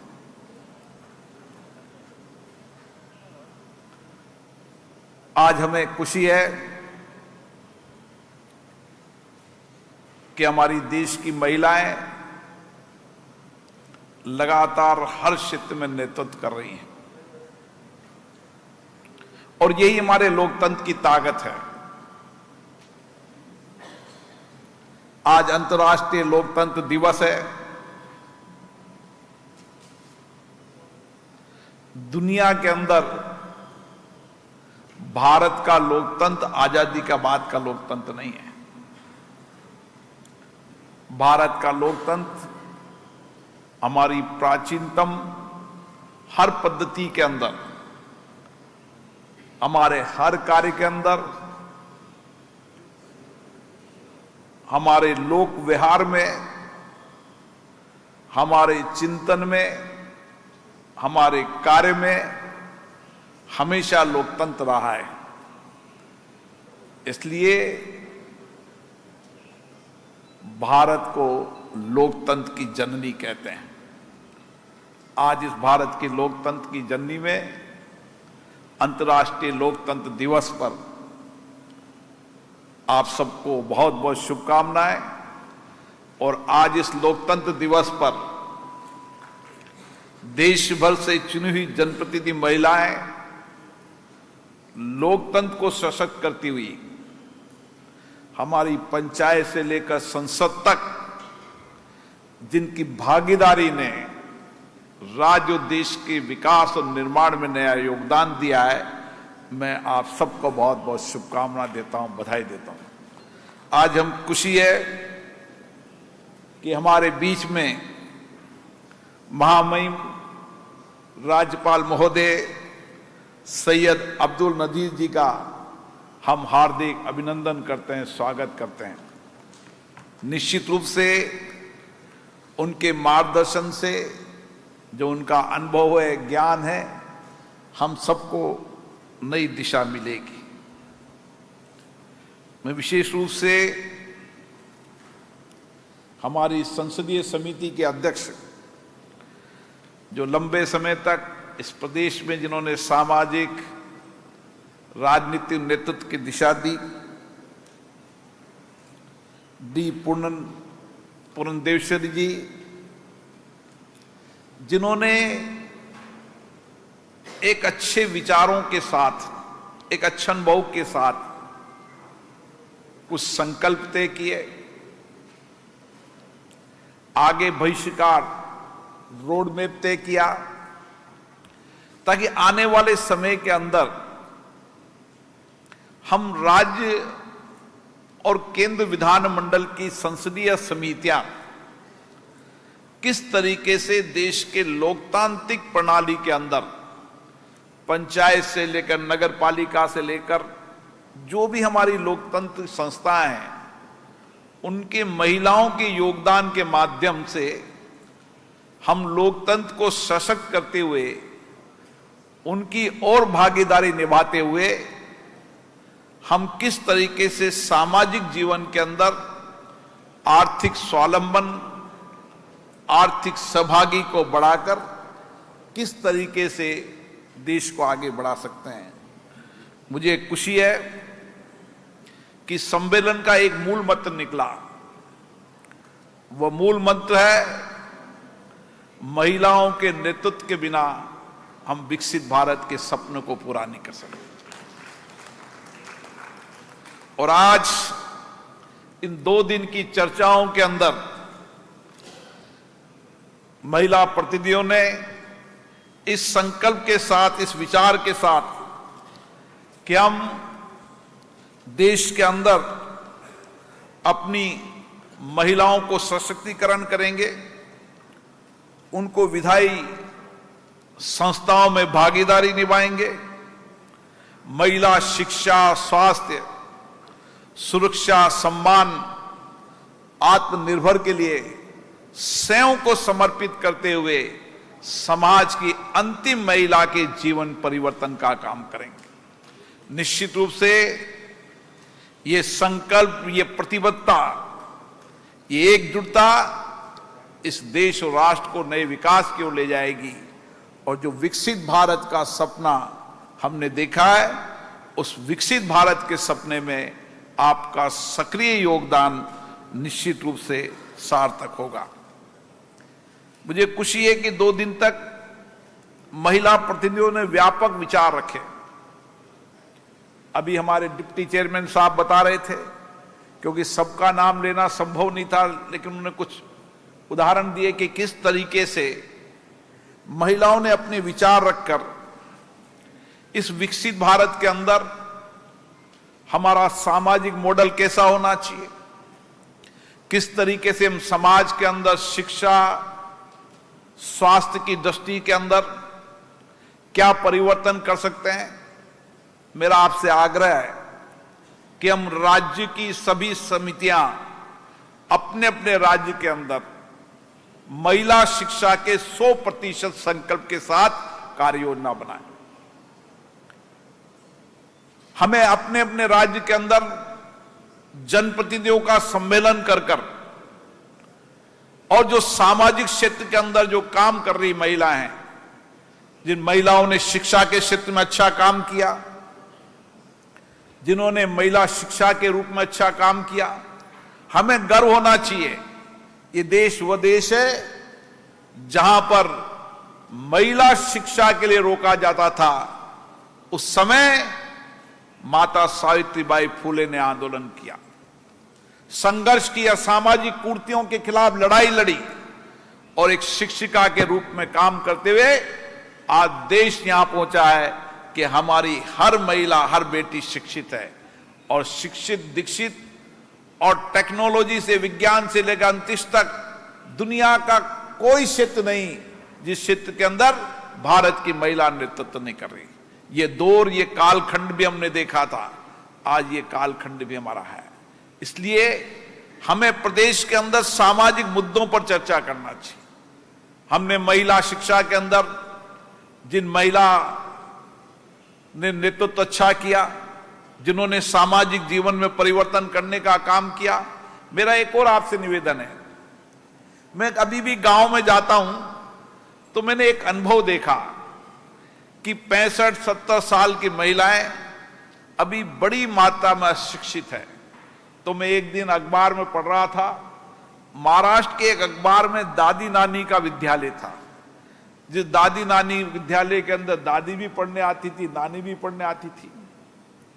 और उस दादी नानी के उस विद्यालय के अंदर, उस गांव के अंदर किसी भी उम्र की, चाहे 99 साल की, 90 साल की, किसी भी उम्र की महिलाओं को उन्होंने शिक्षित करने का संकल्प लिया और 100% उस गांव के अंदर महिला शिक्षित हो। मैंने भी एक ऐसा प्रयास किया, कठिन है, लेकिन धीरे धीरे प्रयास करते करते परिणाम आया कि उस गांव के अंदर 100% महिला शिक्षित हुई। तो हमारा संकल्प नई बालिकाओं को तो शिक्षित करना ही है। अभी भी कई कठिनाइयां, कई चुनौतियां हैं। स्कूल कोई 4 किलोमीटर, 5 किलोमीटर दूर होने के कारण कई बेटियां आगे के क्लास में नहीं पढ़ पाती। कॉलेज में भी जाने में उनको चुनौतियां, बाधाएं आती हैं। इसलिए हमारा प्रयास होना चाहिए कि हम किस तरीके से महिला छात्रावास के निर्माण के अंदर राज्यों से बात कर एक विशेष भूमिका बनाए, ताकि हर बेटियां शिक्षित हो सके, उच्च शिक्षा प्राप्त कर सके, टेक्नोलॉजी की शिक्षा प्राप्त कर सके। क्योंकि जब टेक्नोलॉजी का जमाना है तो हमें आने वाले पहले उपखंड स्तर पर, धीरे धीरे पंचायत स्तर पर कंप्यूटर शिक्षा की लाइब्रेरी महिलाओं की खोलने का एक अद्भुत प्रयास करना चाहिए। मैंने ये प्रयास को देखा, इसलिए मैं कह रहा हूं कि कुछ महिलाओं ने प्रयास किया और उस गांव के अंदर 100% बच्चियों को, माताओं को कंप्यूटर की शिक्षा देकर, टेक्नोलॉजी की शिक्षा कर कर, और एक गांव तो ऐसा निकला जिस गांव के अंदर आईटी सेक्टर के अंदर 40% बेटियां देश और दुनिया के अंदर आईटी के अंदर काम कर रही। ये इसलिए मुझे हमारी पूर्व अध्यक्ष ने कहा कि जिन महिलाओं ने अलग अलग क्षेत्रों में काम किया है, जिन्होंने लोगों के सामाजिक आर्थिक जीवन में परिवर्तन किए, उनके उदाहरण से अब नई प्रेरणा ले सकते हैं। मुझे आशा है इस दिशा के अंदर भी हम काम करेंगे। हम सामाजिक एजेंडा पे भी काम करेंगे, हम आर्थिक एजेंडे पे भी काम करेंगे। आज मुझे खुशी है, कई महिला स्वयं सहायता समूह ने आत्मनिर्भर भारत का मॉडल बनाया है। कई महिला स्वयं सहायता समूह ने स्वदेशी के आधार पर अपनी बनाई वस्तुएं, अपने बनाए हुए खाने के सामान, अपनी बनाए हुए प्रोडक्ट को देश नहीं दुनिया के अंदर अपना नया मार्केट ढूंढने का काम किया।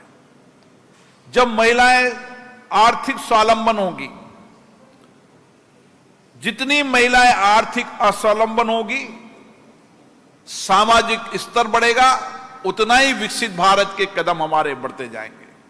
हमें कोशिश करना चाहिए कि हम हर पंचायत के अंदर महिलाएं स्वयं समूह के माध्यम से, अन्य कोई आर्थिक मॉडल के आधार पर उस गांव में रहने वाली हर महिला को गांव में ही इतना काम मिल जाए कि वह आर्थिक रूप से आत्मनिर्भर हो सके।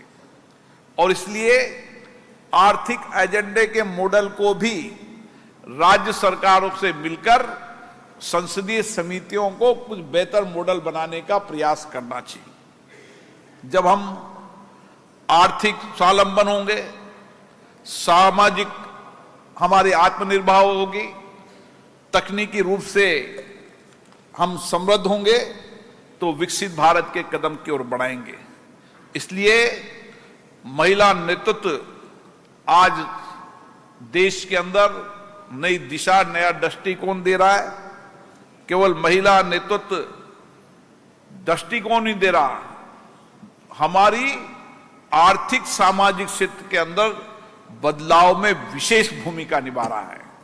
और मुझे खुशी है कि आज आपने भी समय को परिवर्तन देखा है। कोई समय था जब गांव की बेटी गांव में रहकर शादी हो जाती थी।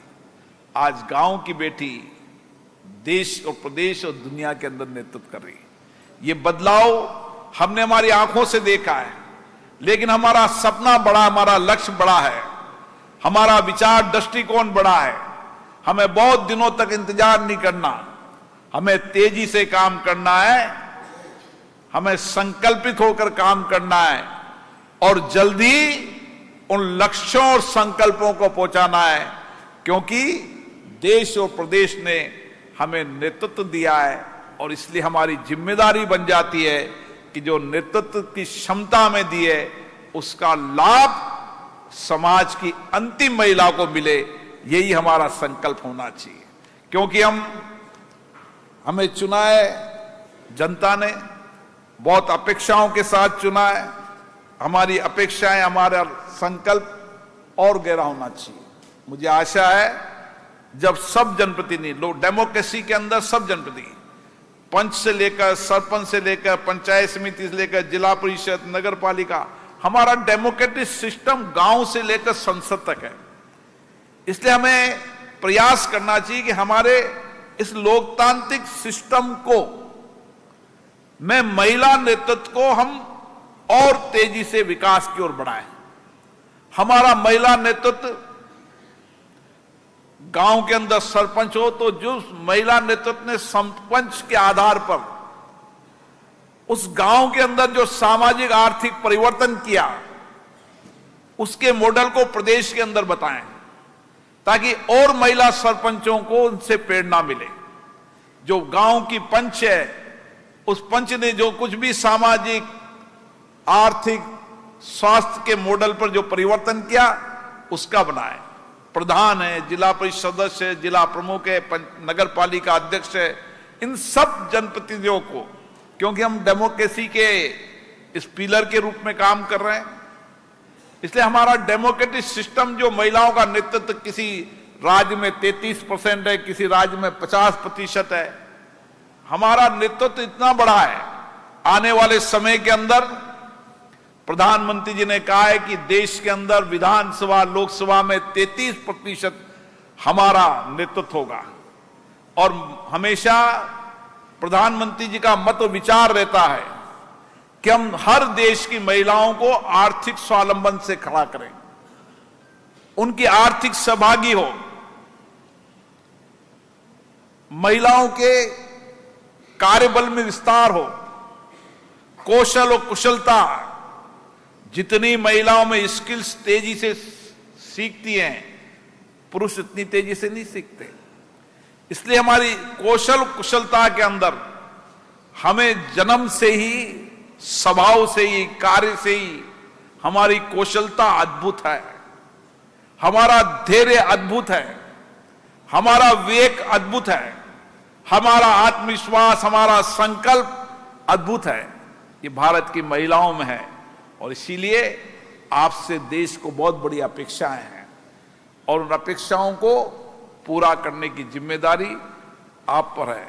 मुझे आशा है हम एक ऐसे सामाजिक सिस्टम को बनाएंगे, हम एक ऐसे आर्थिक इको सिस्टम को बनाएंगे, हम टेक्नोलॉजी के एक बेहतर इको सिस्टम को बनाएंगे, हम महिला सुरक्षा से लेकर महिलाओं के सम्मान में जो भी हमारी कार्य प्रणाली है उसको बेहतर बनाएंगे। और राज्य की संसदीय समितियां अपने अपने राज्य में, हमारी चेयरपर्सन से मेरी सुबह चर्चा हुई थी, हमारा प्रयास है कि हर राज्य की विधानसभा के अंदर हमारी इसकी चेयरमैन, जहां कमेटी नहीं बनेगी, हम जनवरी के अंदर जब स्पीकर कॉन्फ्रेंस का सम्मेलन होगा, जब सब स्पीकरों से आग्रह करेंगे कि वह यहां पर महिला कल्याण, महिलाएं स्वावलंबन की कमेटी बनाए। और फिर राज्य विधानसभाएं अपने अपने राज्य के अंदर महिलाओं की आर्थिक सामाजिक भागीदारी के अंदर नए मॉडल को खड़ा करे, नया नेतृत्व दे। जब तक हम गांव के उस वंचित गरीब महिला के जीवन के अंदर आर्थिक सामाजिक परिवर्तन नहीं करेंगे, जब तक हम विकसित भारत के सपने को पूरा नहीं कर पाएंगे। इसलिए हमारा आज का यही लक्ष्य है कि हम देश के अंतिम गांव के अंदर, अंतिम छोर पे बैठी उस महिला के सामाजिक आर्थिक जीवन में परिवर्तन लाएंगे। शिक्षा, स्वास्थ्य से लेकर आर्थिक मॉडल ऐसा तैयार करेंगे जो स्वदेशी भी हो और आत्मनिर्भर भी हो, ताकि हम स्वदेशी आत्मनिर्भर के आधार पर उनको आर्थिक स्वावलंबन भी करेंगे, सामाजिक सुरक्षा का एक कवच भी देंगे और सामाजिक जीवन के अंदर जो कुछ भी बाधाएं, कठिनाइयां, चुनौतियां हैं, उनका लड़ने का अद्भुत साहस भी देंगे।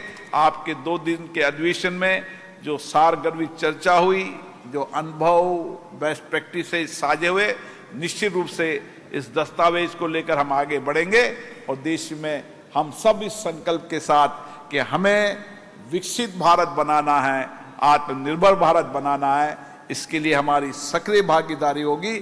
और इस संकल्प, इस धरती से जो संकल्प लेकर जाता है वो पूरा होता है। ये धरती वह है जिसने हमेशा सामाजिक और आध्यात्मिक आंदोलन की एक नई दिशा दी है। आप सबको बहुत बहुत शुभकामनाएं, बहुत बहुत बधाई।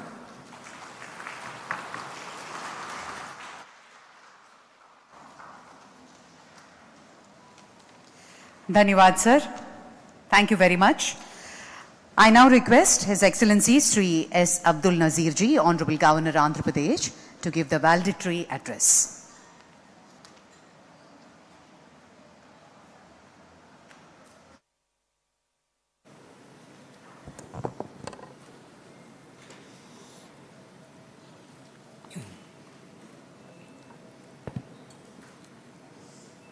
Shri Om Birla ji, Honorable Speaker of Loksabha,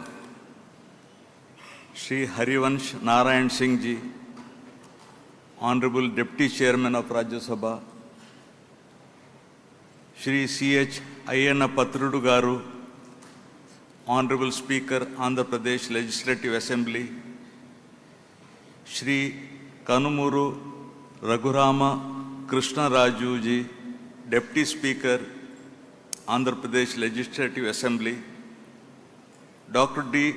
Purandeshwari Ji, Member of the Parliament and Chairperson, Parliamentary Committee on Empowerment of Women, Shrimati Mayana Zakia Khanam, Deputy Chairperson, Andhra Pradesh Legislative Council, Shrimati Gauru Charita Reddy Ji, Chairperson, Andhra Pradesh Legislature Committee,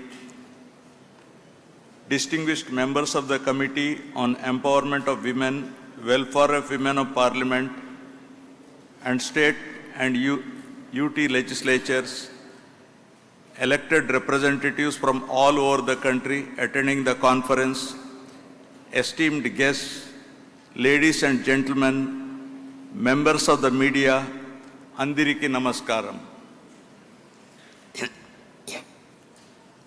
I deem it an honor and privilege to participate in the valedictory session of the first National Conference of Chairpersons of the Committee on Empowerment of Women, Welfare of Women of Parliament and State Union Territory Legislatures, jointly organized by the Parliament of India and Andhra Pradesh Legislature.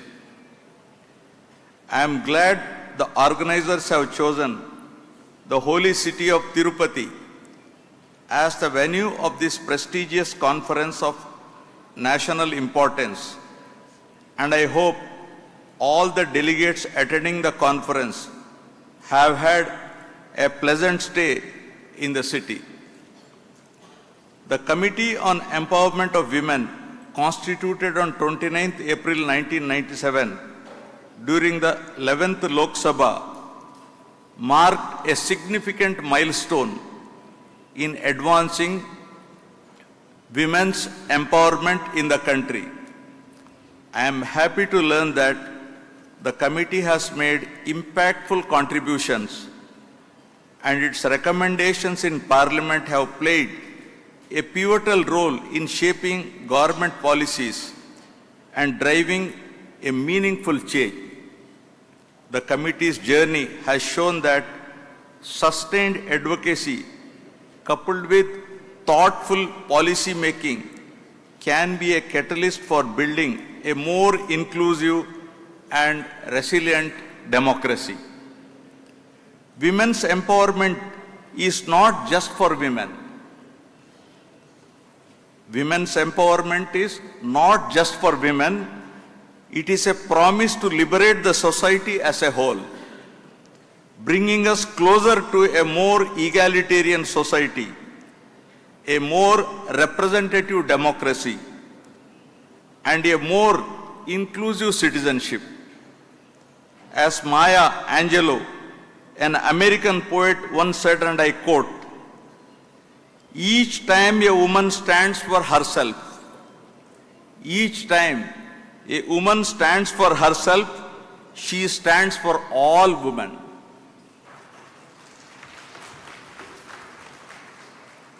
During ancient India, women were revered as they made a significant contribution for welfare of the family and the society.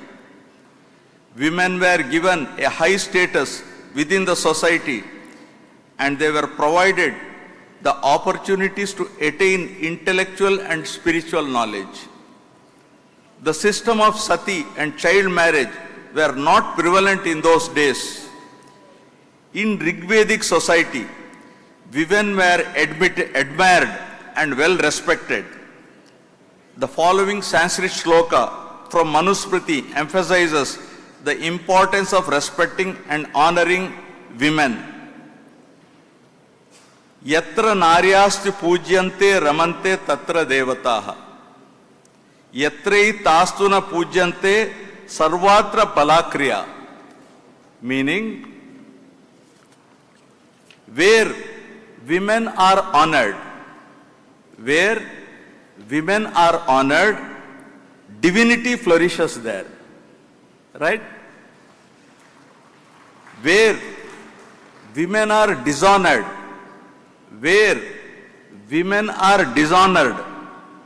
all action, no matter how noble, remains unfruitful.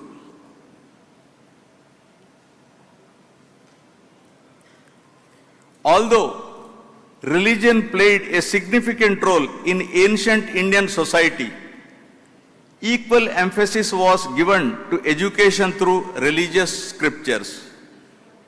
Women were given equal recognition within the society, and they participated in all activities and functions along with men without any discrimination. Here I am reminded of the following Sanskrit shloka, which defines the importance of women in a family. This is applicable to the country also, right? Striyam tu rocha manayam sarv tadrochate kulam tasyam tvarocha manayam sarvamevana rochate, meaning a family's happiness depends on woman's joy.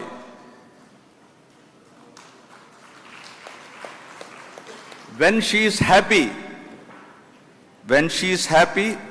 the family thrives. When she is not, everyone in the family feels the impact. The same thing applicable to the state and to the country also in the present day context. In 8th century BCE, Vedic sage Yajnavalkya had imparted divine knowledge to Maitreyi. She had not only been able to comprehend high philosophy, but had also acquired divine knowledge and is considered a symbol of Indian intellectual woman. She stood as the example of educational opportunities available to women in Vedic India, right? In Vedic India, Vedic period. Saint poet Atakuri Molla, a potter's daughter, also known as Kavaitri Molla, was the 16th century Telugu poet who authored Molla Ramayana, a Telugu version of Sanskrit Ramayana. Molla's Ramayana is very popular among the masses because of its simple and beautiful language, and she became immortal in the annals of Telugu literature. She was the first woman saint poet who wrote Ramayana in Telugu. In Hindu Dharma, there is prevalence of the viewpoint that man and woman represent two aspects of one person. Scriptures say that Lord Shiva consists of the body in two halves. One is the male and other is of the female. At the same time, women were under protection of their fathers before marriage and of their husbands after marriage and sons in old age. This is a starting point. This is where we led to in a different path. The dependence of women upon their fathers, husbands and sons was primarily due to the reason that they did not have the right to property. Hindu coparcenary. They were no longer independent and became dependent upon the male-dominated society. In this manner, the social, cultural and religious backbone of the Indian society was transformed into the patriarchal structure which provided a secondary status to women. In ancient India, the divine feminine is represented as Shakti or the divine mother, and woman's role in society building a beautifully society, is building a beautifully articulated in the following Sanskrit shloka.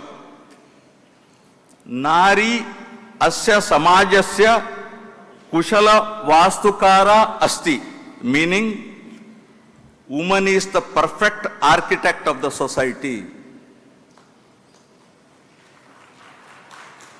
Even though women were considered as the supreme power in the form of Durga, Sita, Kali, Draupadi, and Savitri in the mythological legends, the kind of respect and status that a woman should be getting appears to be lost in oblivion in the male-dominated society, right? The Renaissance movements led by the great leaders like Raja Ram Mohan Rai, Ishwar Chandra Vidyasagar and others brought about radical change in the form of Bengal Sati Regulation Act 1829 that made the practice of sati illegal, and the Hindu Widows Remarriage Act of 1856 abolishing child marriage that laid the foundation for women's emancipation.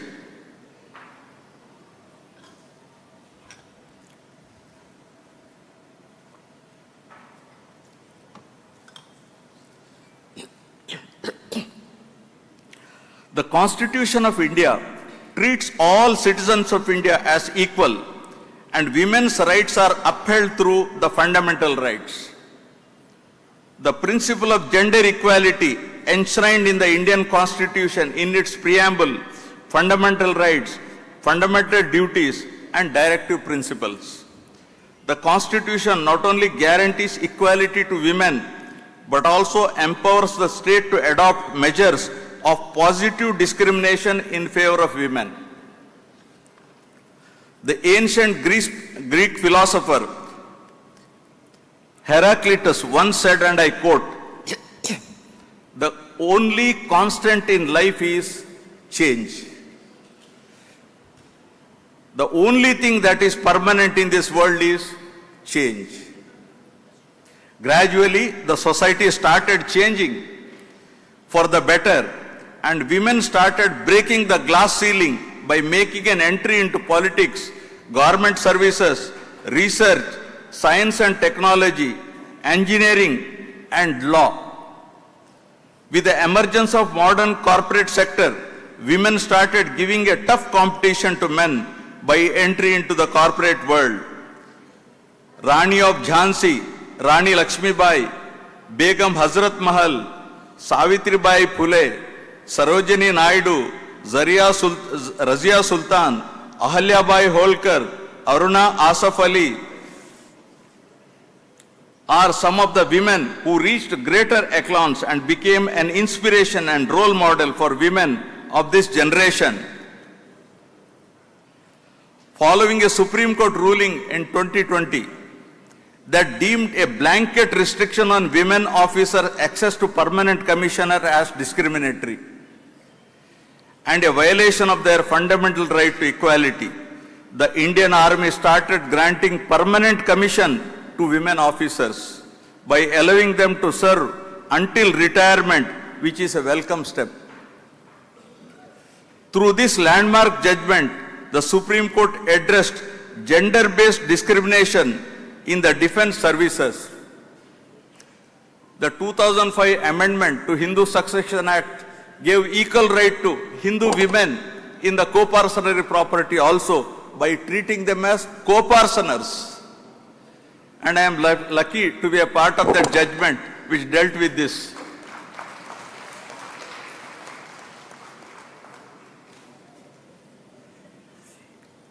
India is one of the few countries in the world where maximum laws have been passed to protect the rights of women.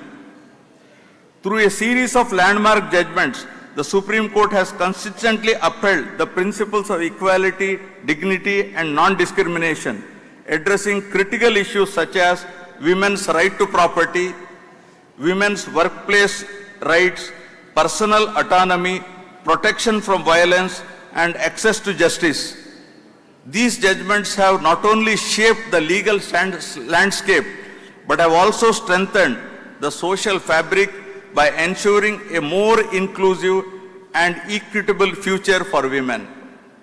The Dowry Prohibition Act 1961, the Equal Remuneration Act 1976, the Prohibition of Child Marriage Act 2006, the Sexual Exploitation of Women at Workplace Act 2013, etc., are some of the noteworthy legislations passed by the Parliament to empower women with legal rights.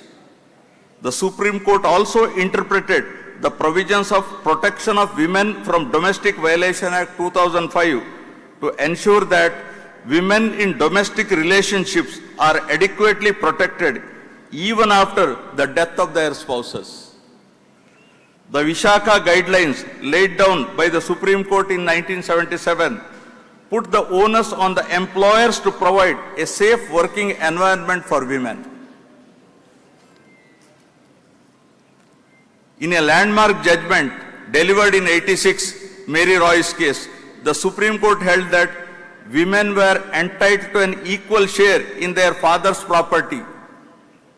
This judgment significantly advanced property rights for women, reinforcing the principles of gender equality and non-discrimination. The Women's Reservation Bill 2023, I am sure you must have discussed about this bill yesterday and today,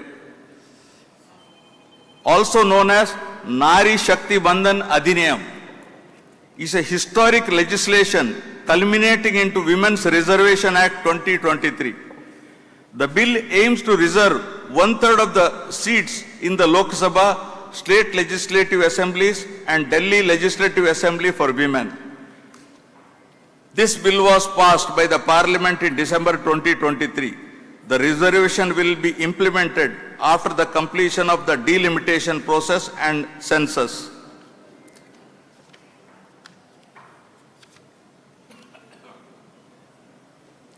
The historic legislation is expected to achieve 33% representation by women in Parliament and yield positive outcomes for women's empowerment. At the time of the bill's passage, only 14% of the Lok Sabha legislators were women, only 14%. While that represents India's highest proportion since independence, it was far below the global average of 26.5%. Amongst the state legislative assemblies, Chhattisgarh has the highest level of women legislatures at 18%. While Himachal Pradesh has just one woman legislator and Mizoram has none. The new legislation requires that in each election, 33% of the seats in assemblies and the Lok Sabha be assigned for only female candidates. This law will now enable greater participation of women in policy making and equitable governance at the state and national level. Through this historic legislation, India sent a clear message to the world that the path to gender equality is not only essential but attainable. Similar legislation has been enacted in 64 other countries, ranging from Belgium to Rwanda. Rwanda's 2003 constitution set a 30% quota for women in elected positions. And 10 years later, the country became world's leader for gender equality in politics, with women occupying 64% of the parliamentary seats. In terms of women's participation in the parliament at the global level, I am sorry, India is ranked 148 among 193 countries. Ranked 31st among 47 Asian countries and 5th amongst 8 SAARC countries. This clearly shows that India is lagging behind in empowerment of women politically. Gender equality and women empowerment is the key for a country's sustainable development. Therefore, women should be encouraged to play an active role in politics. There is no better tool for the development of women than empowerment. And education is a very powerful weapon for women empowerment that makes them mentally strong and powerful. Before concluding, I would like to quote the following Sanskrit shloka, which is apt for the occasion, right?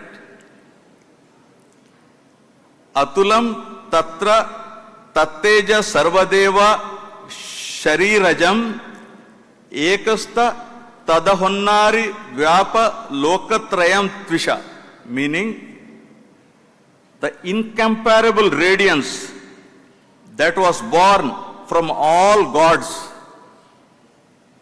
the incomparable radiance that was born from all gods and pervaded 3 worlds came to one place and took in the form of a woman. I thank the organizers for having invited me to be a part of this valedictory session of this prestigious national conference of the Committee on Empowerment of Women. Andariki Dhanyavadalu. Jai Hind.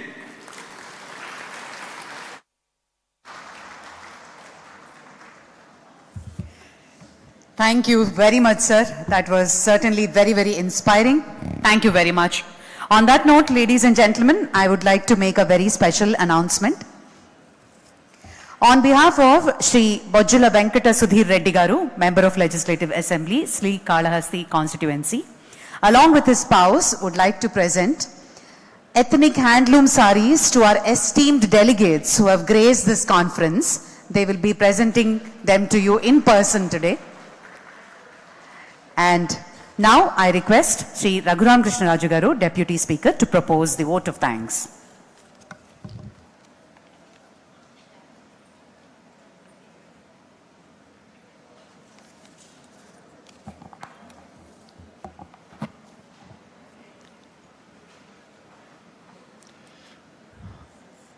Respected Governor, His Excellency Shri Abdul Nazeer ji, Hon'ble Speaker Loksabha Om Birla ji, Deputy Chairman of Rajya Sabha Shri Harivamsh ji, my Andhra Pradesh Speaker, my colleague Shri Ayyana Patrudu Garu, Srimati Zakia ji, my colleague Deputy Chairman in the Council, Madam Purandareswari Garu, the Chairperson of Parliamentary Committee on Women Empowerment, Srimati Charita Reddy Garu, Andhra Pradesh Women Welfare Committee Chairperson. It's indeed a wonderful pleasure for me to give the vote of thanks today also. And to start with, the way Shri Abdul Nazeer ji explained about the importance for the woman that was given originally in the Upanishads and Puranas by citing Yatya Naryeshu Shloka, as well as talking about the greatness of old philosophers Maitreyi, Gargi, and how they conquered Yajnavalkya in their arguments, and how the situation has come down in recent times, and he is very open in saying our India has ranked somewhere around 140 range out of 180 countries. He is very frank in his opinion, and which clearly shows to what extent we all have to improve in really uplifting the spirit of this, really enforcing the spirit of this conclave. He made it very clear and shown the right path for all of us to implement and for you to achieve it. Thank you, Honorable Governor Sahab, for your enlightening speech for the entire women world. And I am thankful to Loksabha Speaker Shri Om Birla ji. Yesterday he spoke very well, and today he continued with the same zeal. And in fact, even in the Parliament, I had seen many times, he always used to give priority for women MPs whenever they wanted to have a chance to speak. Always he has been so very considerate, and even this idea is his brainchild to have this kind of meeting. And what all he spoke, it's not what was written by someone and given it, because I know him for 5 years. I had followed him like a shadow, and whatever he spoke, he meant it. It has come from his heart. Thank you very much, Honorable Speaker, sir. And Harivamshji, yesterday he mentioned about my Chief Minister and the key role played by him. And today he spoke about each and every individual like Sudha Murthy ji and a few others. What all they spoke in an impressive manner. That clearly shows that he has not only attended, he had listened to who all had spoken what. And really, thank you for your keenness and repeating and thanking the women members who all had spoken very well, sir.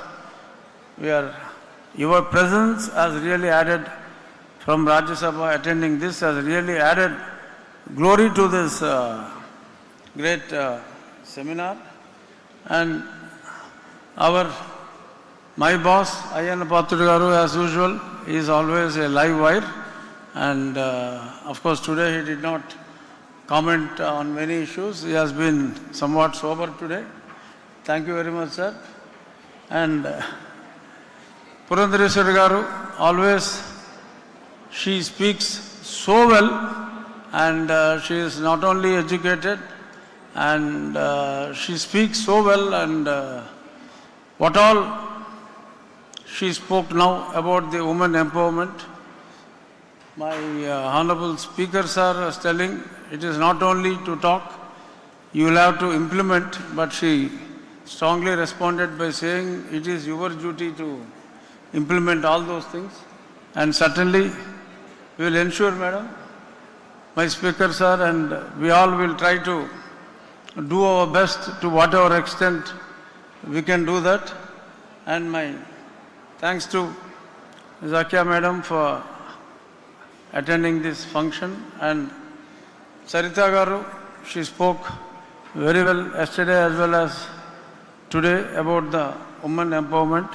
And here I would like to add few more lines before I conclude. Even we all talk of Adi Shakti. What is Adi Shakti? Adi Shakti is the first energy. We all compare women with energy, and woman as the life, how energy has created the universe, and the Srishti is created with a force, and that force we are linked with femininity, and we call Sitaram, we call Parvati Parameshwar. Everywhere we give importance to women, but that is only kept in the books. Though originally though Manu said we have to give priority, but in between the system had come down and women were let down. Now we all have to see, we have to cross, as Honorable Governor Sahab said, immediately our task is to cross Rwanda, not after several decades or anything. In the coming 5 years, I wanted all women MLAs, MPs to really become Adi Shaktis by true spirit, and you lead and you be the real Shakti as the Upanishads and Vedas have preached, and men are only to follow here, but unfortunately it is happening the other way around. Today you all take oath that we will be in the forefront and men have to only follow you. You take oath and you stick on to it, and we will be left with no option than following you. Thank you very much, and I sincerely thank entire government officials, especially my assembly team of almost 50 members. For the last 10 days they were camped here, headed by my Secretary General, Prasanna Kumarji. Thank you very much, sir, and thanks to Loksabha Secretary General and his entire team for the continuous support and coordination, and to the district administration, collector, the local commissioner, police, and for the wonderful arrangements at Chandragiri Fort. All performances were made mainly by women, especially the Adi Lakshmi and the other Ammavari Jatara dance, that is superb. And the local MLA, I thank Nani Garu and Tuda Chairman Divakar Reddy Garu for coordinating for that wonderful arrangements at Chandragiri Fort. And the real credit of having this particular yesterday's event at Chandragiri, it purely goes to my boss, my speaker, Ayyana Pathur Garu, right from the day one. Though there were some hindrances by Archaeological Society of India, my honorable speaker is very particular that I wanted the function to happen only there, and really we all have enjoyed. I hope every member had enjoyed at that particular Chandragiri Fort and the programs. Thank you, honorable speaker, sir, for specifically achieving what all you wanted. And once again, I wish after 3 years at Amaravati, as my honorable speaker wanted, Lok Sabha Speaker Sahib would allot that slot to our Amaravati, and we will make it as a much better event than this. Thank you very much. Thank you, one and all. Thank you, sir. Thank you very much. I request all of you to kindly rise for the national anthem, followed by the state song.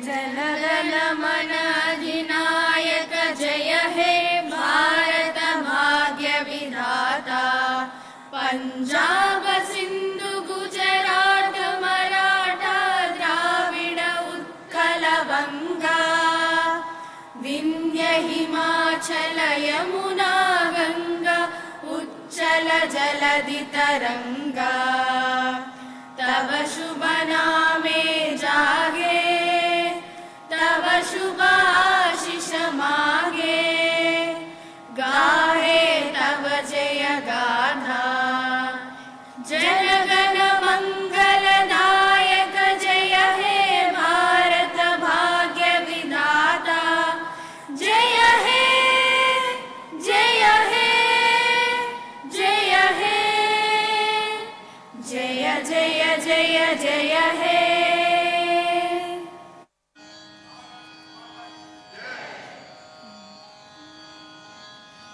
మా తెలుగు తల్లికి మల్లె పూదండ మా కన్న తల్లికి మంగళారతులు మా తెలుగు తల్లికి మల్లె పూదండ మా కన్న తల్లికి మంగళారతులు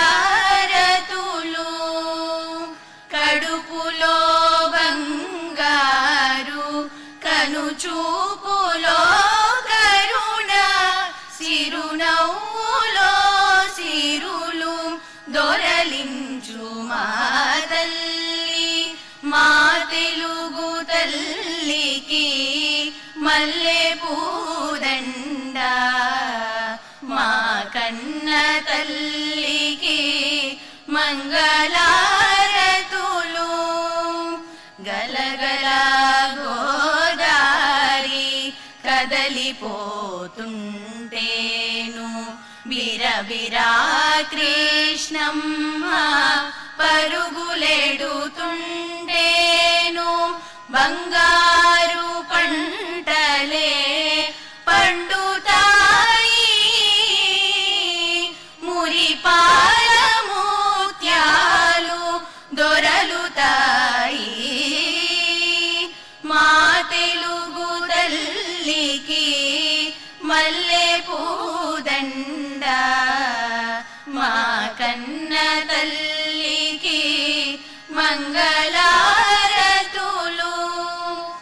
అమరావతి నగర అపురూప శిల్పాలు త్యాగయ్య గొంతులో తారాడు నాదాలు Tikkayya కలములో తీయందనాలు నిత్యమై నిఖిలమై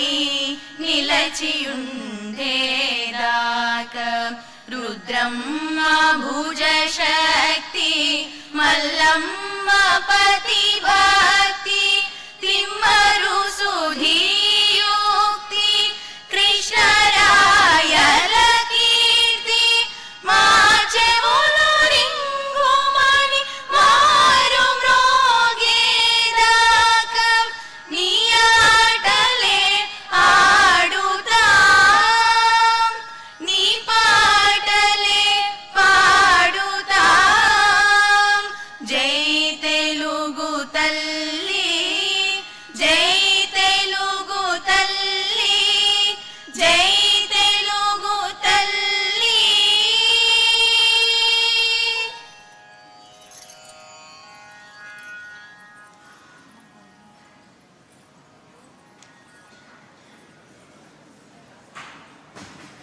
Thank you very much. All the delegates are requested to please be seated. Sri Sudhir Reddy Garu, along with his spouse, will come to you to present the Kalamkari sari, along with a coffee table book, Gudi Mallam, an ancient Shiva temple. This is a coffee table book, and the ethnic sari will be presented to you. Kindly be seated, all the ladies. And let me also mention, today's lunch is being hosted by our Honorable Governor, Shri Abdul Nazeer ji.